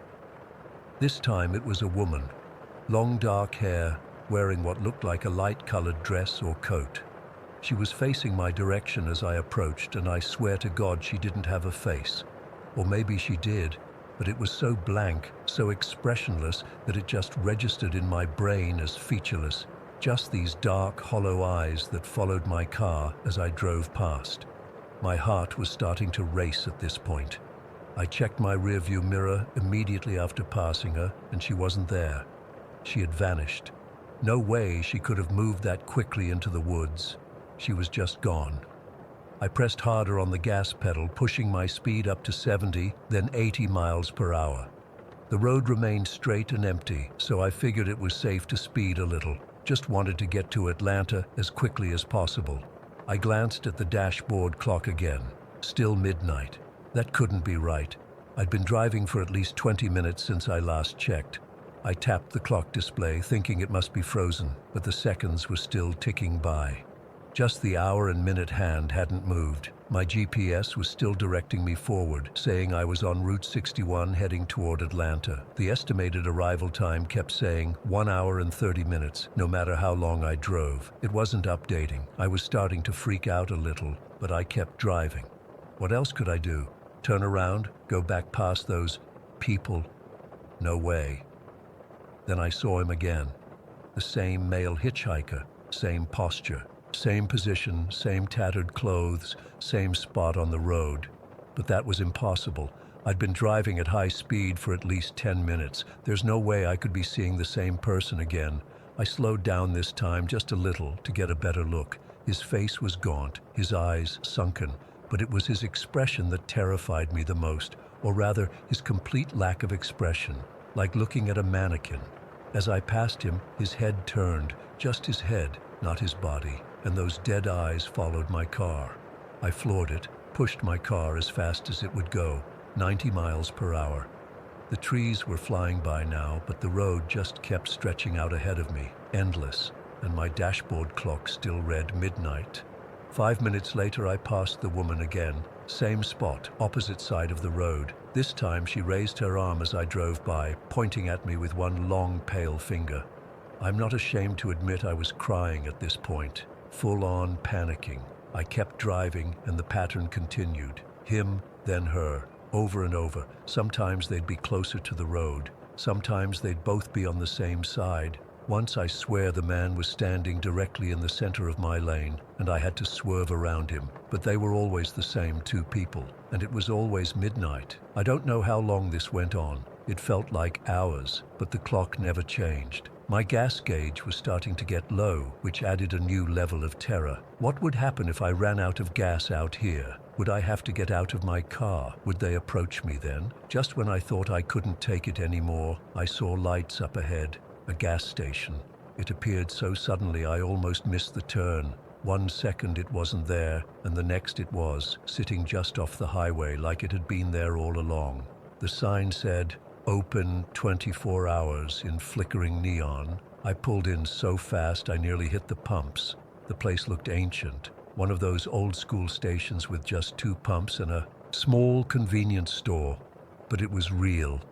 It was there. And there was an old pickup truck parked on the side, which meant there were other people. I stumbled out of my car, legs shaking so bad I could barely walk. Made it to the door of the convenience store and practically fell inside. There was one employee, an older man with a gray beard, sitting behind the counter reading a newspaper. He looked up at me like there was nothing unusual about a terrified man bursting into his store at midnight.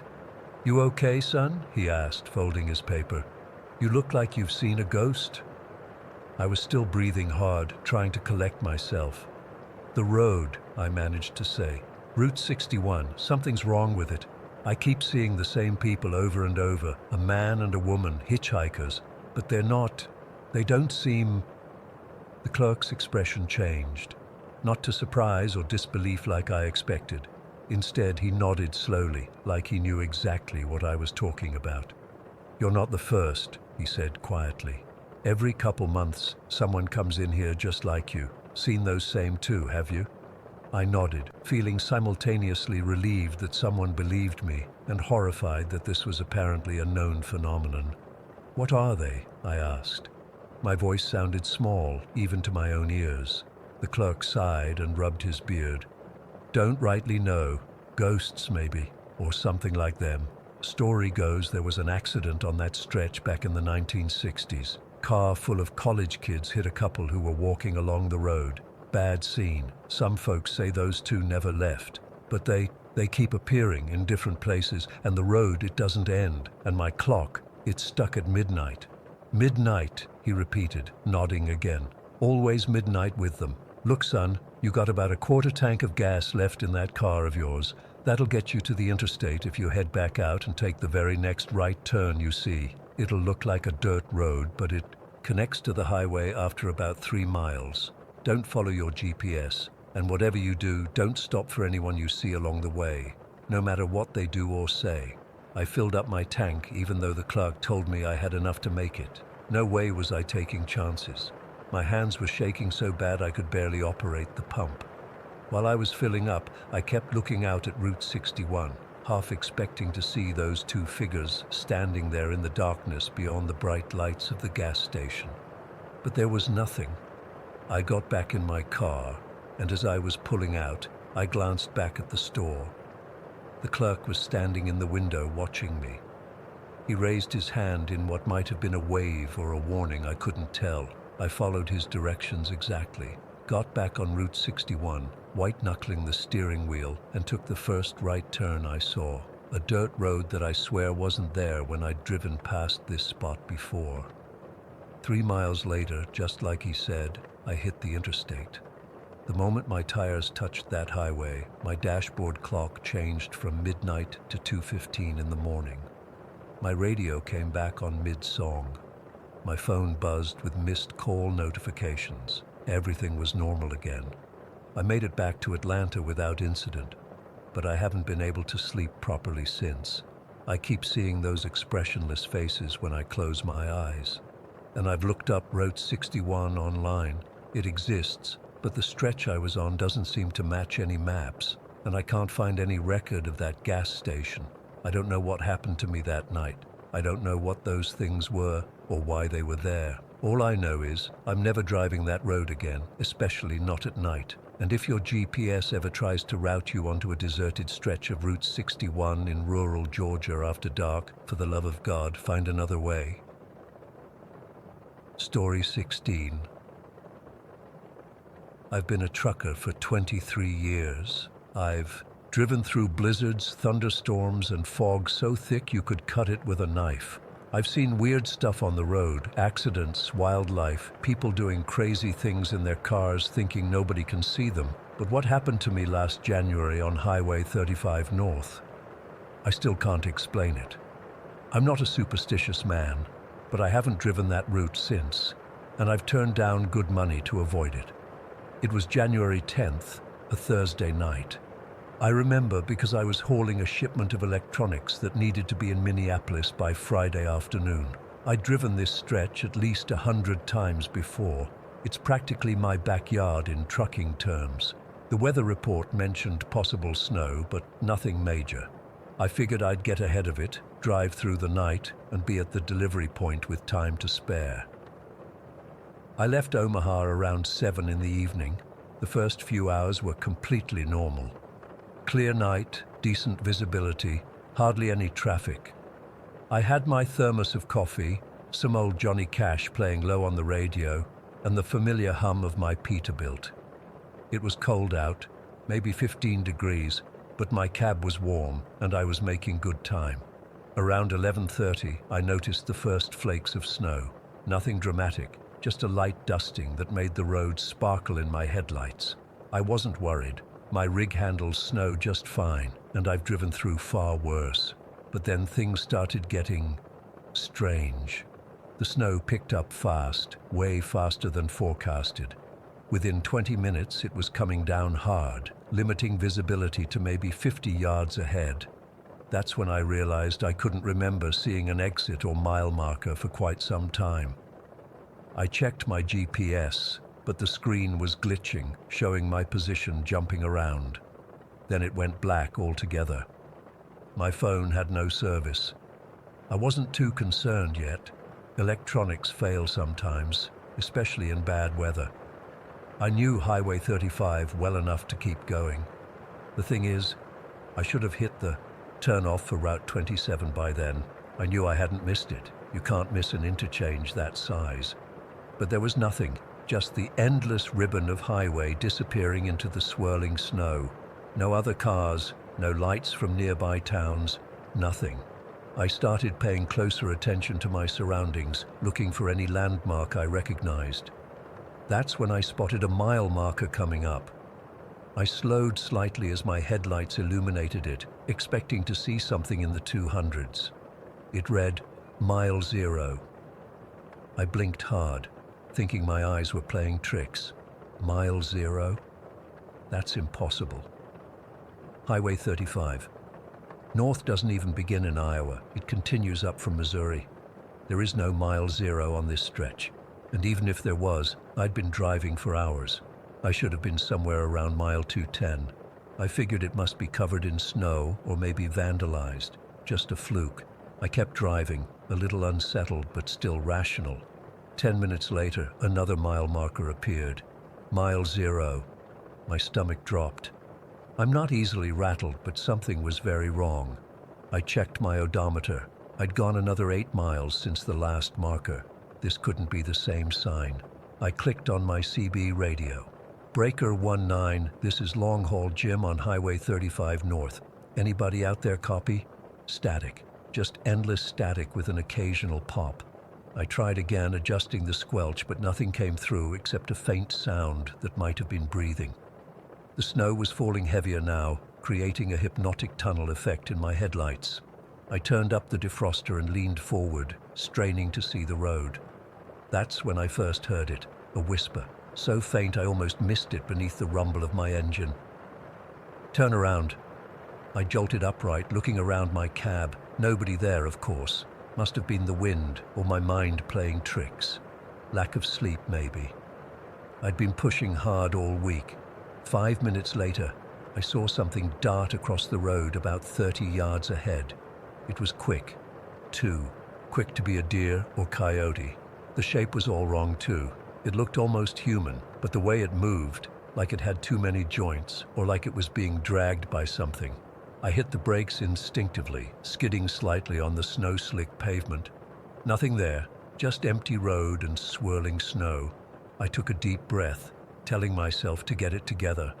I'd been driving too long, that's all, but I couldn't shake the feeling that something was watching me from the darkness beyond my headlights. I kept driving, hands tight on the wheel. Another mile marker appeared. Mile Zero. My heart started pounding. I'd gone at least 15 miles since the last one. This wasn't possible. Highways don't loop. They don't have the same mile marker repeating over and over.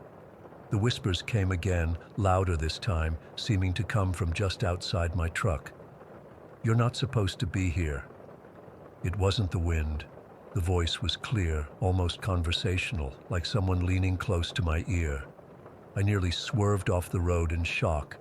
I'm not ashamed to admit I was scared now. Really scared.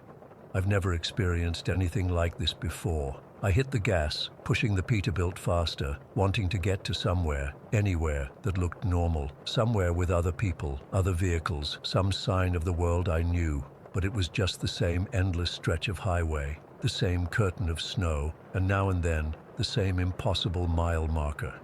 Mile Zero, as if I wasn't making any progress at all. My CB radio crackled suddenly, making me jump. Through the static, a voice came through. Not the whisper from before, this was different, distorted, distant, but unmistakably human. You need to turn around, driver. This road doesn't go where you think it does tonight. I grabbed the handset. Who is this? Where am I? The response came through broken and garbled. Wrong turn. It remembers. Gets inside your head. Don't stop. Then the radio went dead. Completely dead. Not even static. Just silence. I checked my watch. 1:15 a.m. I'd been driving for over an hour since things got weird, but according to the mile markers, I hadn't gone anywhere at all. The rational part of my brain was still trying to make sense of it. Maybe I'd accidentally turned onto some closed section of highway. Maybe the snow was disorienting me, making me think I was on Highway 35 when I'd actually turned off somewhere. But deep down, I knew that wasn't it. There was no logical explanation for what was happening. I decided to pull over. Maybe I was more tired than I thought. Maybe I was hallucinating or having some kind of episode. I needed to stop, clear my head, and figure out what to do. I eased the truck onto the shoulder and put it in park, leaving the engine running and the lights on. The moment I stopped moving, the whispers intensified. They weren't coming through the radio anymore. They seemed to be all around the truck, a dozen overlapping voices too quiet to make out clearly. I sat there, frozen, listening. The voices never quite formed words I could understand, but their tone was unmistakable, urgent, pleading, warning. I felt a chill that had nothing to do with the temperature. Then something knocked on my driver's side window. 3 distinct taps like knuckles on glass.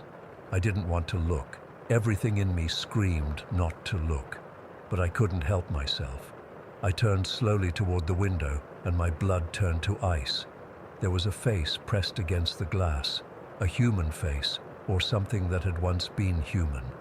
The skin was pale, almost translucent, stretched tight over the bones, but the eyes, there were no eyes, just empty sockets, black and bottomless. Its mouth was moving, forming words I couldn't hear. I screamed. I'm not embarrassed to admit it. I screamed like a child. My hand slammed the gear shift into drive and I floored it, tires spinning on the snow before catching and launching the truck forward. In my mirror, I could see the figure standing in the middle of the road, watching me go. It didn't move like something walking. It seemed to flicker, like bad reception on an old TV. I drove. I drove like hell itself was chasing me, which, for all I knew, it was. The snow kept falling, the whispers kept coming, and every few miles that same impossible mile marker appeared. Mile 0, mile 0, mile 0. I don't know how long this went on. Hours, maybe. My sense of time was completely shot. I just kept driving, gripping the wheels so hard my hands cramped, fighting the urge to close my eyes against the hellish snow tunnel my world had become. And then, as suddenly as it had begun, it ended. The snow thinned and stopped. The darkness ahead broke, showing lights in the distance. Road signs appeared, normal ones with names and numbers I recognized.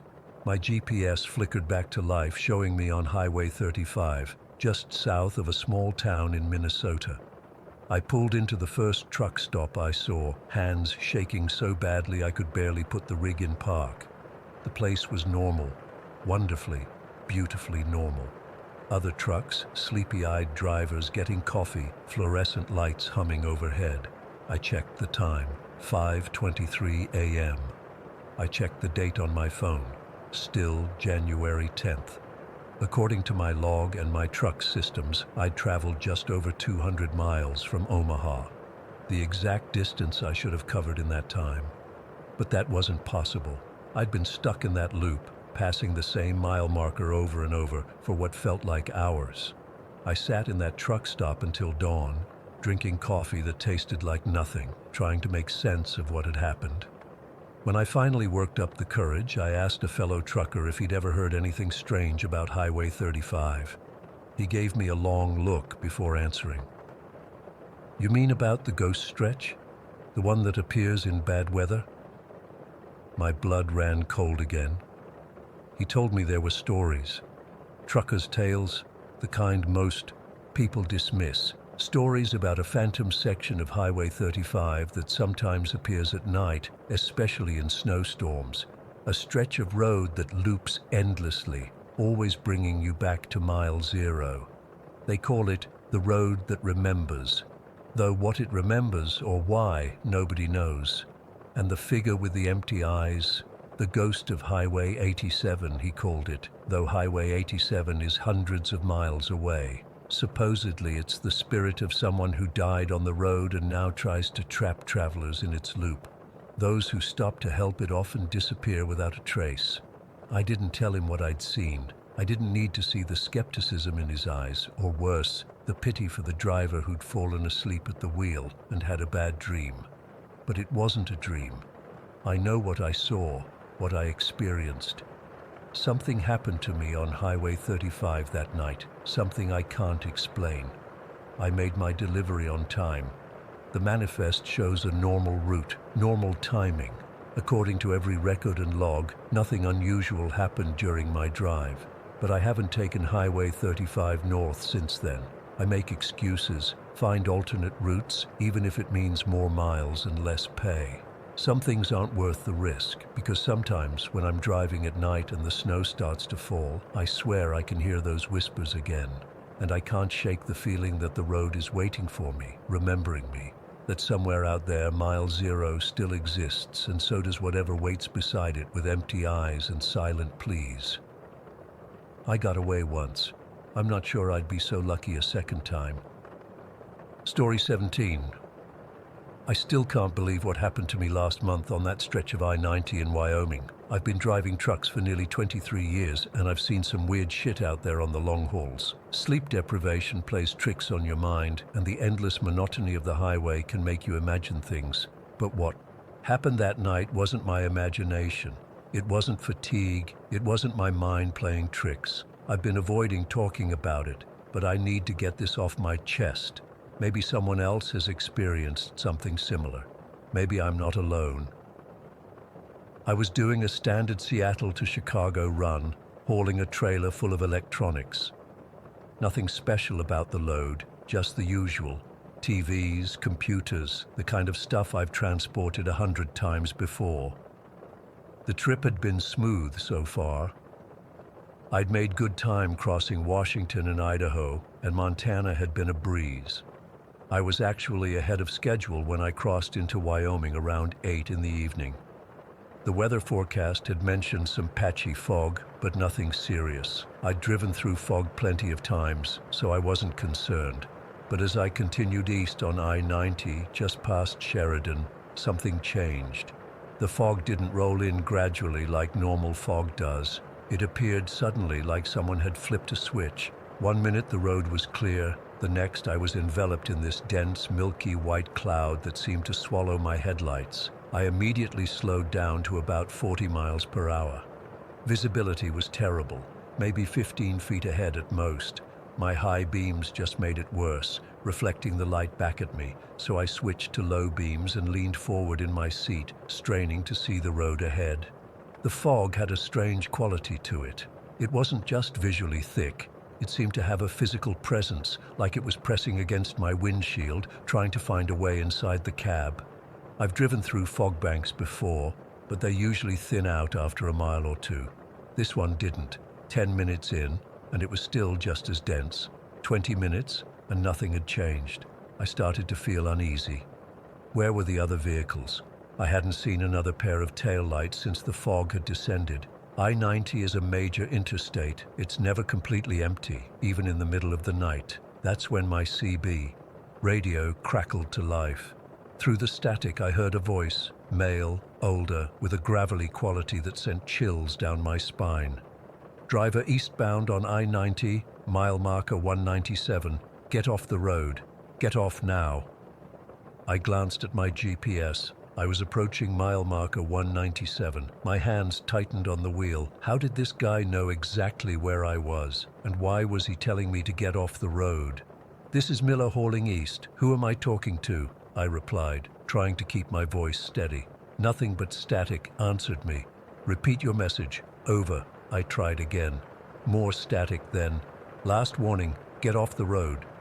The radio went dead after that. No static, no background noise. Just complete silence, which is not normal for a CB radio. They always have some level of background noise. I'll admit it, I was spooked, but I was also in the middle of nowhere, with no exits visible and no shoulder wide enough to safely park an 18-wheeler. I had to keep going. About a minute later, I saw headlights in the fog ahead of me. They were coming straight at me, in my lane. I had a split second to react. I yanked the wheel hard to the right, my trailer swinging wildly behind me as I swerved onto the shoulder. The headlights should have passed me on my left, but they didn't. They simply vanished, like they'd never been there at all.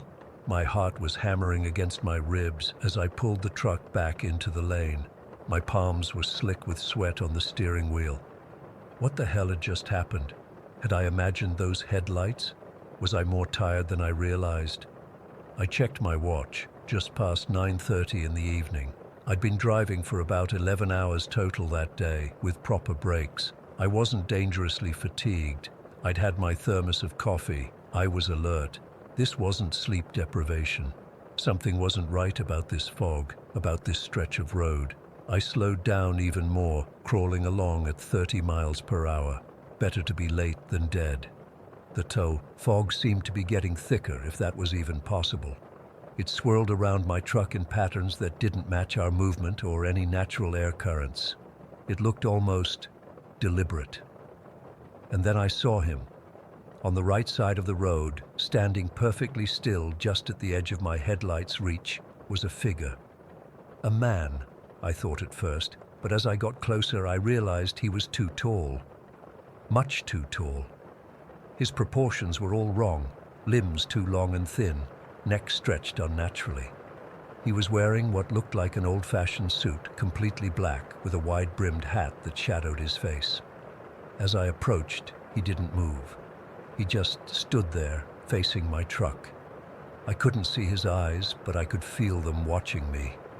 A cold sensation spread through my chest, like someone had replaced my blood with ice water. Every instinct I had was screaming at me to turn around, to get as far away from this thing as possible. But I couldn't turn an 18-wheeler around on a 2-lane highway in dense fog. I had to keep going forward.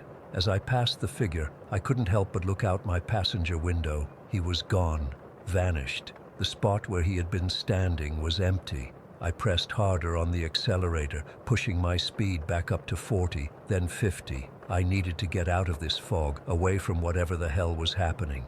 The CB radio crackled again, making me jump. "Turn around!" The same gravelly voice, but this time it sounded urgent, almost panicked. "For God's sake, Miller, turn around!" How did he know my name? I'd only given my last name in my previous transmission, not my first, and I hadn't identified myself this time at all. Before I could respond, the radio went dead again. At the same moment, my headlights illuminated something in the road ahead. I slammed on the brakes, the trailer jackknifing slightly before I got it under control. About 100 feet ahead, blocking both lanes of the highway, was a semi-truck. It had crashed, somehow flipped onto its side. The trailer had broken open, and what looked like electronic equipment was scattered across the asphalt. My blood ran cold.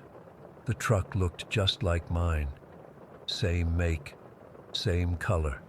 Even from this distance in the fog, I could see that the company logo on the side matched the one on my own truck.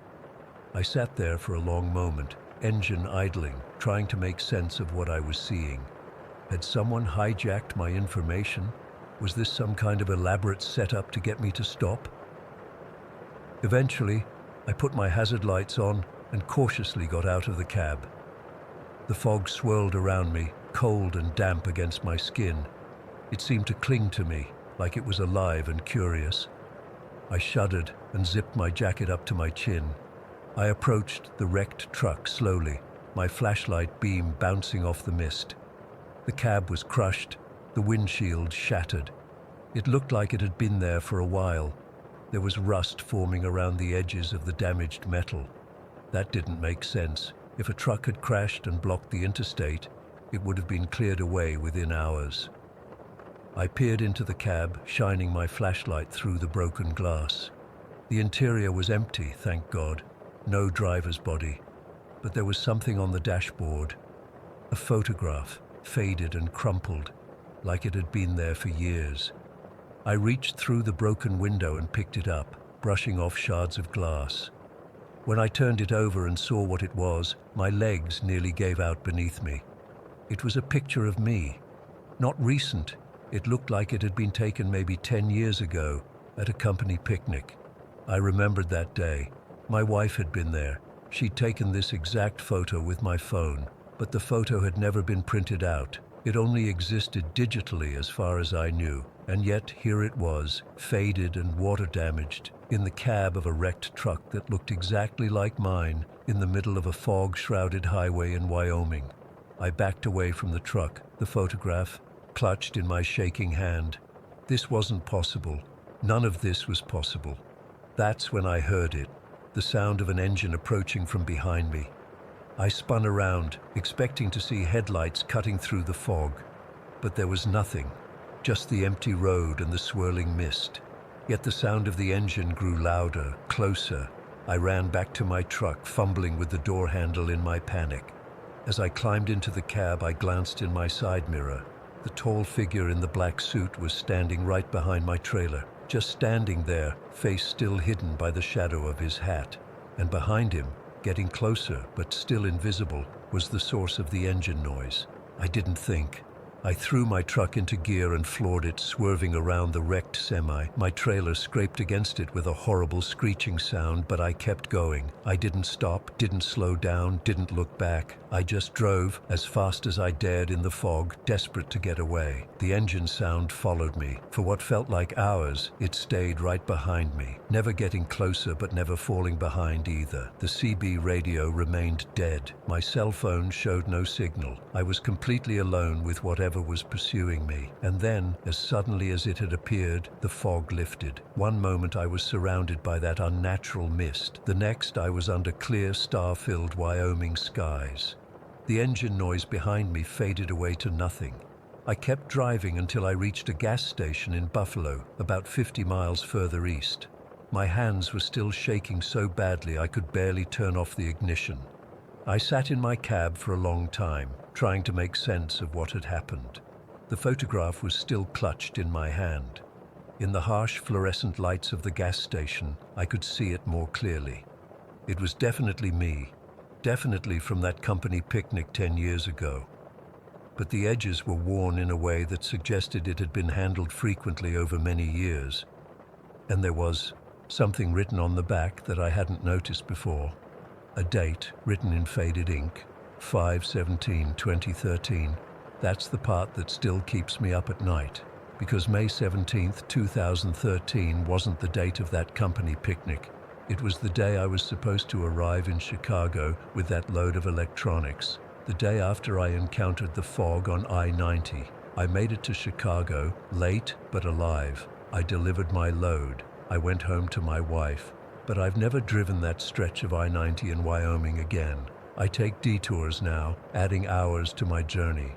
My dispatcher thinks I'm crazy, but I don't care, because something is out there in the fog on I-90, something that knows my name, that has a photograph of me that's somehow aged 10 years in a single night, something that's still waiting for me, standing by the side of the road in that unnatural mist, and I'm never going back to find out what it wants. Story 18.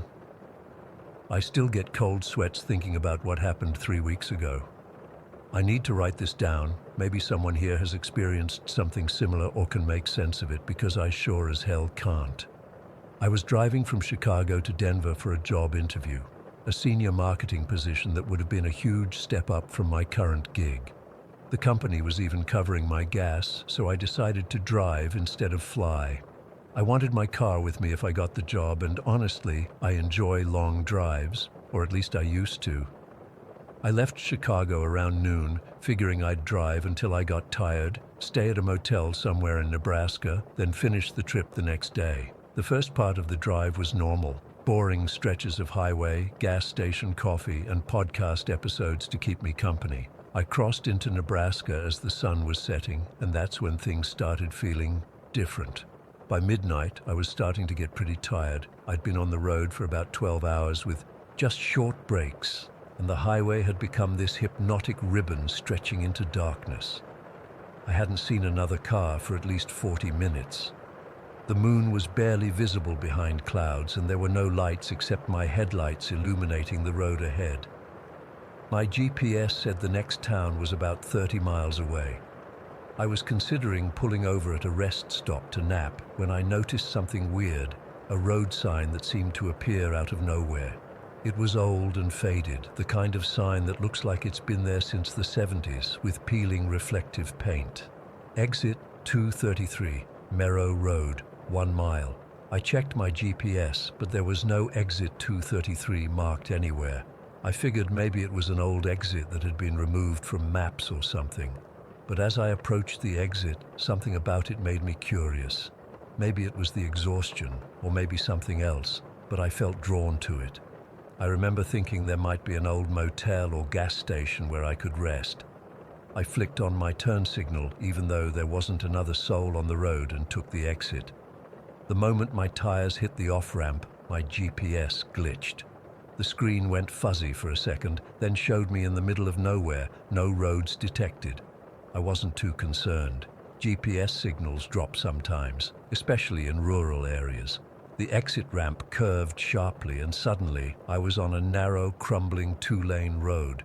What struck me immediately was how the landscape changed. I'd been driving through flat Nebraska farmland, but now dense forest pressed in from both sides. Tall pines and oak trees lined the road, their branches forming a canopy that blocked out what little moonlight there was. I remember thinking it was strange. I didn't remember seeing any forests on my drive, especially not ones this thick. The road was in terrible condition.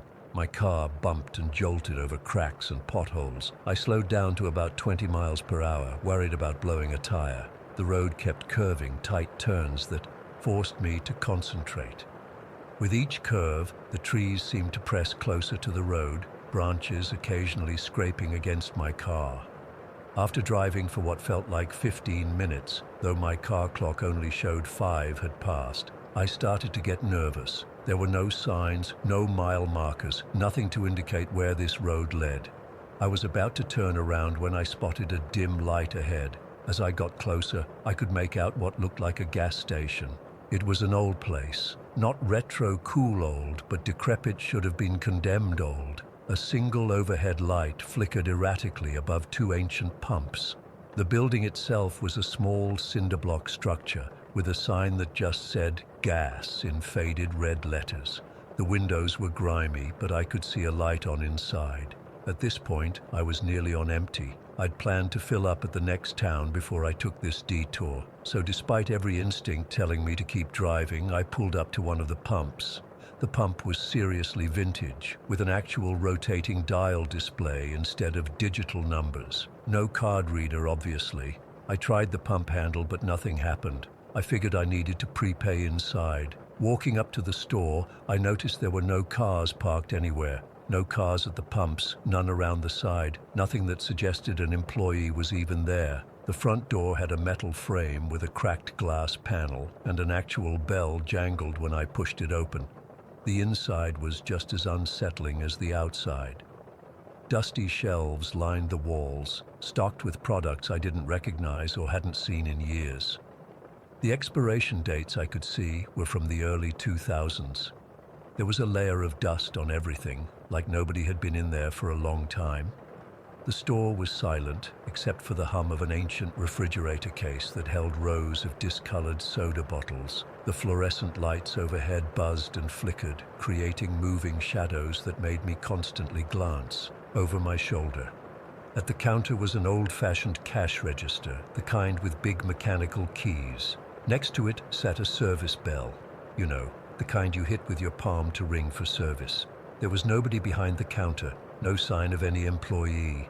I called out, "Hello?" but my voice just echoed in the empty store. I waited for maybe 30 seconds, then hit the bell. It made a sharp, clear ding that seemed way too loud in the silent store. That's when I heard it, a shuffling sound from somewhere in the back, behind a door marked "Employees Only." Not footsteps exactly, more like something heavy being dragged across the floor. I called out again, but there was no response, just more shuffling. Then I saw a shadow move under the door. It stretched out into the store, impossibly long and distorted. Whatever was casting it had limbs that were all wrong, too long, too thin, bent at angles that didn't make sense. My heart was pounding so hard I could feel it in my throat. I backed away from the counter, knocking over a display of beef jerky. As the packets hit the floor, the service bell rang again, by itself, just a single, clear ding with nobody touching it. I didn't wait to see what would come through that door. I ran, sprinted straight out of that store and back to my car. My hands were shaking so badly I dropped my keys twice before managing to jam them in the ignition. I peeled out of that gas station, tires squealing, not even caring about the state of the road anymore. I just needed to get back to the highway, back to civilization. I drove way too fast down that crumbling road, taking the curves recklessly, branches scraping the sides of my car. After about 10 minutes of driving, I realized something was wrong. I should have reached the highway by now. The exit ramp hadn't been this long, But the road just kept going, curve after curve, the trees pressing closer, making the road narrower. I checked my rearview mirror and nearly drove off the road at what I saw. The gas station was still visible in the distance behind me, its single light flickering. That was impossible. I'd been driving away from it for 10 minutes.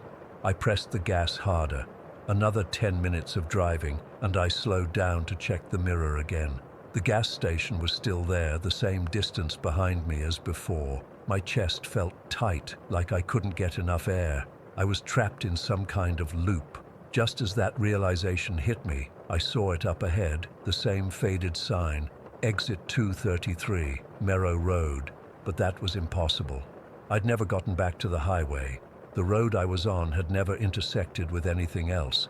Yet here was the same exit sign, as if I'd somehow circled back to the highway, except there was no highway, just the same narrow road continuing past the sign. I was so confused and terrified that I pulled over and sat there with the engine running, trying to make sense of what was happening.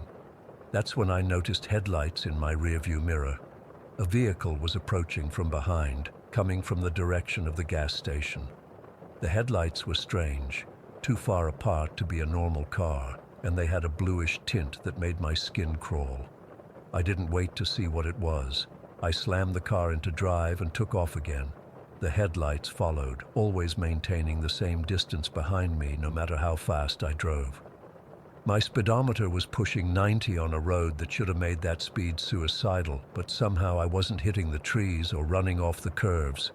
After driving like this for what felt like hours, though my car clock showed only 45 minutes had passed since I took the exit, the headlights suddenly vanished.